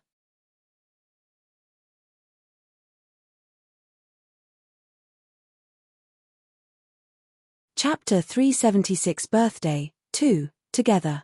Jiyu Chungrue nodded. At the same time, he did not hide the look in his eyes. Other than tenderness and sweetness, only possessiveness remained in them. Ju Ying was surprised and a little scared at the same time. She lowered her head and blew the candles out. Seeing this, Jiyu Chungrui also lowered his head and blew on the candles. After he was done, he took out all the candles and handed her a knife. "You're the birthday girl, you cut." After Ju Ying took the knife, she was about to cut it when Jiyu Chungrui suddenly walked behind her, held her hand, and they cut the cake together. Feeling his burning body temperature, Ju Ying stood aside and used a paper tray to take 2 pieces of cake. She gave one to Jiyu Chungrui and said, "Here, I haven't had cake for a long time, I sure miss it." "Same here." Jiyu Chungrui took it and nodded in agreement. However, he didn't like eating sweet things and wasn't thinking about the cake. Seeing that she was eating with a blissful look, he also started to eat. After 2 pieces of cake, Ju Ying put down the paper tray and said, "One shouldn't eat any more cake for now, let's eat dinner first." "Okay, try my steak and see if it's cooked well." After Jiyu Chungrui finished speaking, he opened a lid on the side and pushed a plate to her. He then poured her a glass of red wine. Ju Ying didn't expect him to add 2 cherry tomatoes and a few pieces of pineapple to the side of the beef. It looked very pleasing to the eye. She sat down and took a sip of red wine to get rid of the sweet taste of cream in her mouth. She then tasted the steak slowly before answering, "Your skills have improved. It's tender and juicy, salty and delicious, and the marinating is also flavorful. It's great that you like it. I'll make more for you when I'm free." Jiyu Chungrui looked up and said. After that, he pushed the salad between them and raised his glass. "Congratulations on growing up. Why do these words sound so awkward? Why does it look like you are happier about my birthday than me? Of course, I'm the biggest beneficiary here." Jiyu Chungrui smiled and raised his hand to clink her cup. "You wish."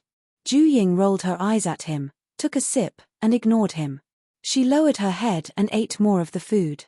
After the delicious meal, Jiyu Chungrui handed her the saffron tea he had prepared earlier. He sat down, propped his chin on his hand, and sized her up thoughtfully. Perhaps it was because of the atmosphere, but he realized she was much more beautiful than usual. There was also a gentleness that only she had, and it made his throat tighten. Ju Ying smiled and drank the saffron tea. She deliberately said, "You're not full yet, right? Have another piece of cake. The cake isn't as delicious as you.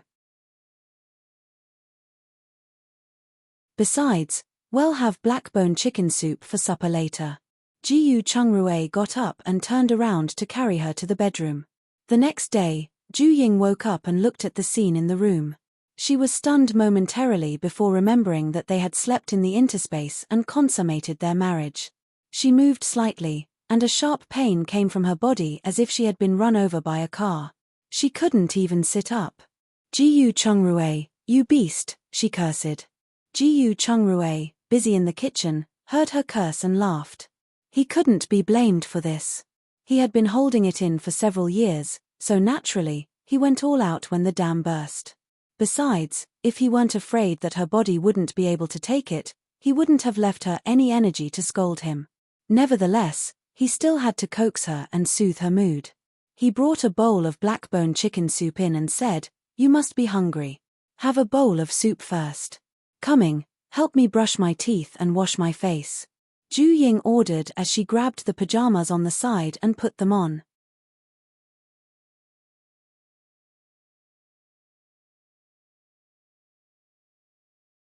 Chapter 377 Jiyu Chengyes Marriage 1. Coming. Jiyu Chungrui immediately put the chicken soup aside and helped her brush her teeth and wash her face in the bathroom. After washing up, perhaps because the day had started, Ju Ying felt she had finally recovered. She turned her head and asked, "Did you cook?" "Yeah.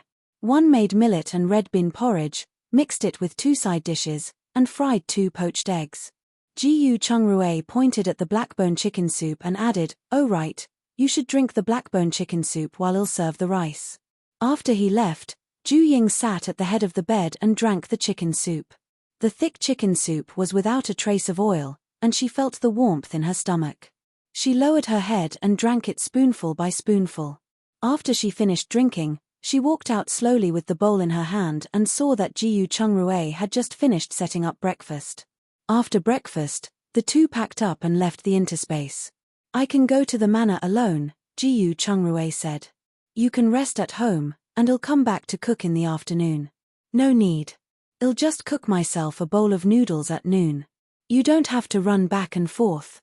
Ju Ying shook her head. All right, be careful at home. You can ask Brother Tian for help if you have any problems. Just as Jiyu Chungrui was about to leave, Ju Ying remembered that his father had come over yesterday.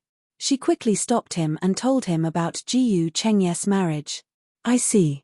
I'll have them butcher a cow and a sheep tomorrow morning. Jiyu Chungrui replied, closed the door, and rushed to the manor. After he left, Ju Ying tidied up the house. After feeling all right, she took the quilt, pillow, and other things into her interspace, washed them in her washing machine, and then hung them in the courtyard.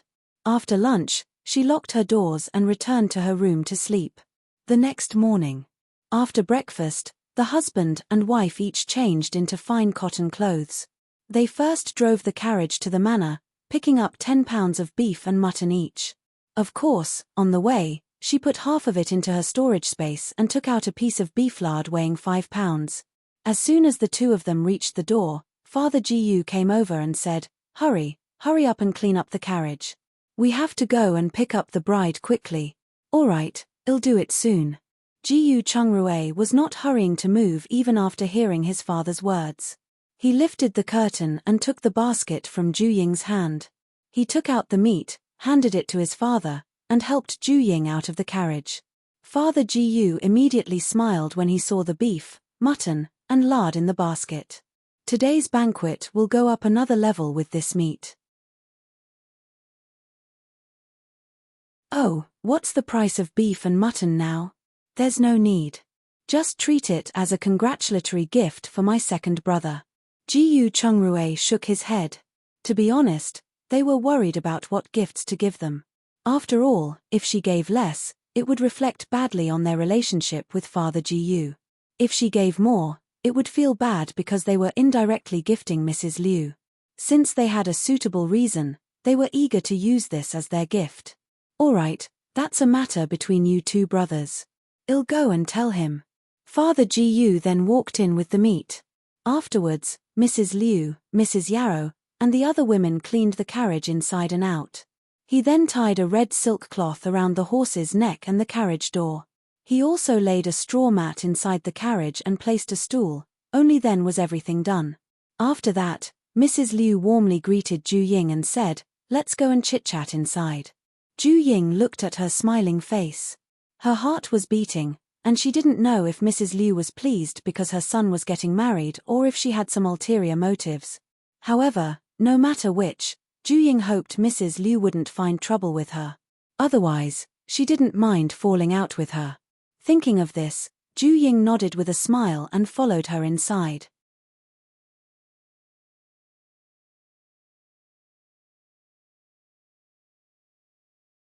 Chapter 378 Jiyu Chengyes' Wedding, 2. After entering the house and chatting for a while, she found out Mrs. Liu wanted her to be responsible for cooking. Madame Chiao was afraid she would overthink, so she hurriedly said, you just need to stir-fry the beef and mutton. The rest can be left to them. Sure, Grandma. Cumin mutton and black pepper beef should be great. What do you think? Ju Ying nodded and asked. No problem. Well, listen to your suggestions. We have 5 tables in total, and you can arrange them as you like. Although Mrs. Liu was somewhat dissatisfied when she heard this, she didn't dare to say anything more for fear that Ju Ying would not even cook these 2 dishes. Afterward, she went out with Mrs. Yarrow to set up the table and chairs. Ju Ying chatted with Madame Chiao and several of her sisters for a while and then went to the kitchen. First, she cut the beef and mutton into small pieces and marinated them in strips. She then heated up and melted the beef lard. When she was done, Mrs. Wang and 6th Aunt Jiyu also came over to help. However, they only helped to chop the vegetables. Ju Ying was idle and had nothing to do, so she followed them to join the fun. As soon as she sat down, 6th Aunt Jiyu looked at her in surprise and said, oh wow. Your complexion looks great. There is, indeed, a tinge of pink in her white skin, and her skin appears much more delicate than before. Mrs. Wang echoed. Maybe it's because I'm in a good mood. With an army guarding the village, I'm at ease and have recently been able to sleep well at night. Ju Ying froze for a moment, then looked up and replied with a smile. That's true. I've felt much more at ease with those soldiers these past 2 days. Otherwise, those refugees might come to the village to rob us of our food at any time. Sixth Aunt Jiyu nodded her head. Mrs. Wang nodded in agreement. As for Ju Ying's complexion, she tossed it to the back of her mind. By the way, if you have enough money, you can sell the vegetables in your field to the military camp. However, it's best to charge them according to the pre-disaster price so they won't be disgusted. Ju Ying said. What about dried vegetables? Mrs. Wang quickly raised her head and asked. There were a lot of dried vegetables at home. Now that the fresh vegetables in the vegetable field have returned, they no longer fancy eating dried vegetables. It would be best if they could sell them for money. That depends on how well it's preserved. If they are well kept, it'll be great to sell them. However, you'll have to charge them a fair price. If you anger them, it won't be good for us. That's for sure. We won't give them the damp and moldy ones. You guys can go ahead and try selling them, as there's a lack of food everywhere.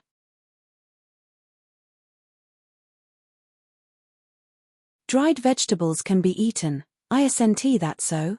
Yes, I'll let them know later. Hearing that, Sixth Aunt Jiyu was also tempted. She also had some dried vegetables at home. The key was that there were many vegetables in the field.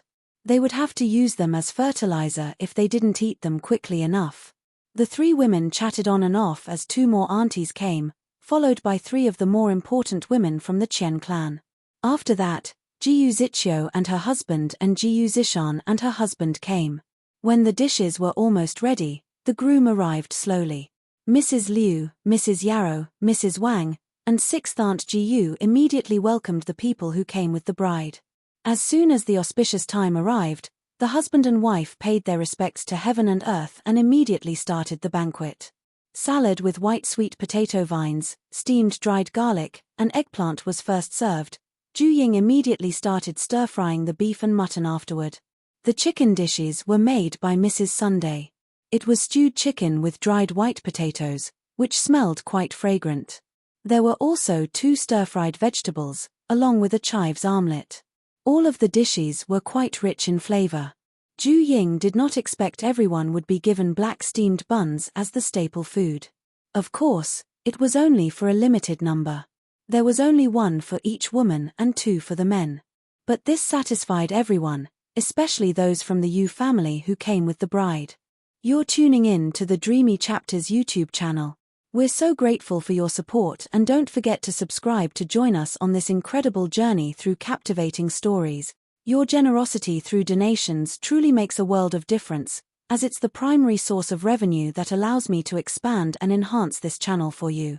Thank you from the bottom of my heart for being a part of this adventure.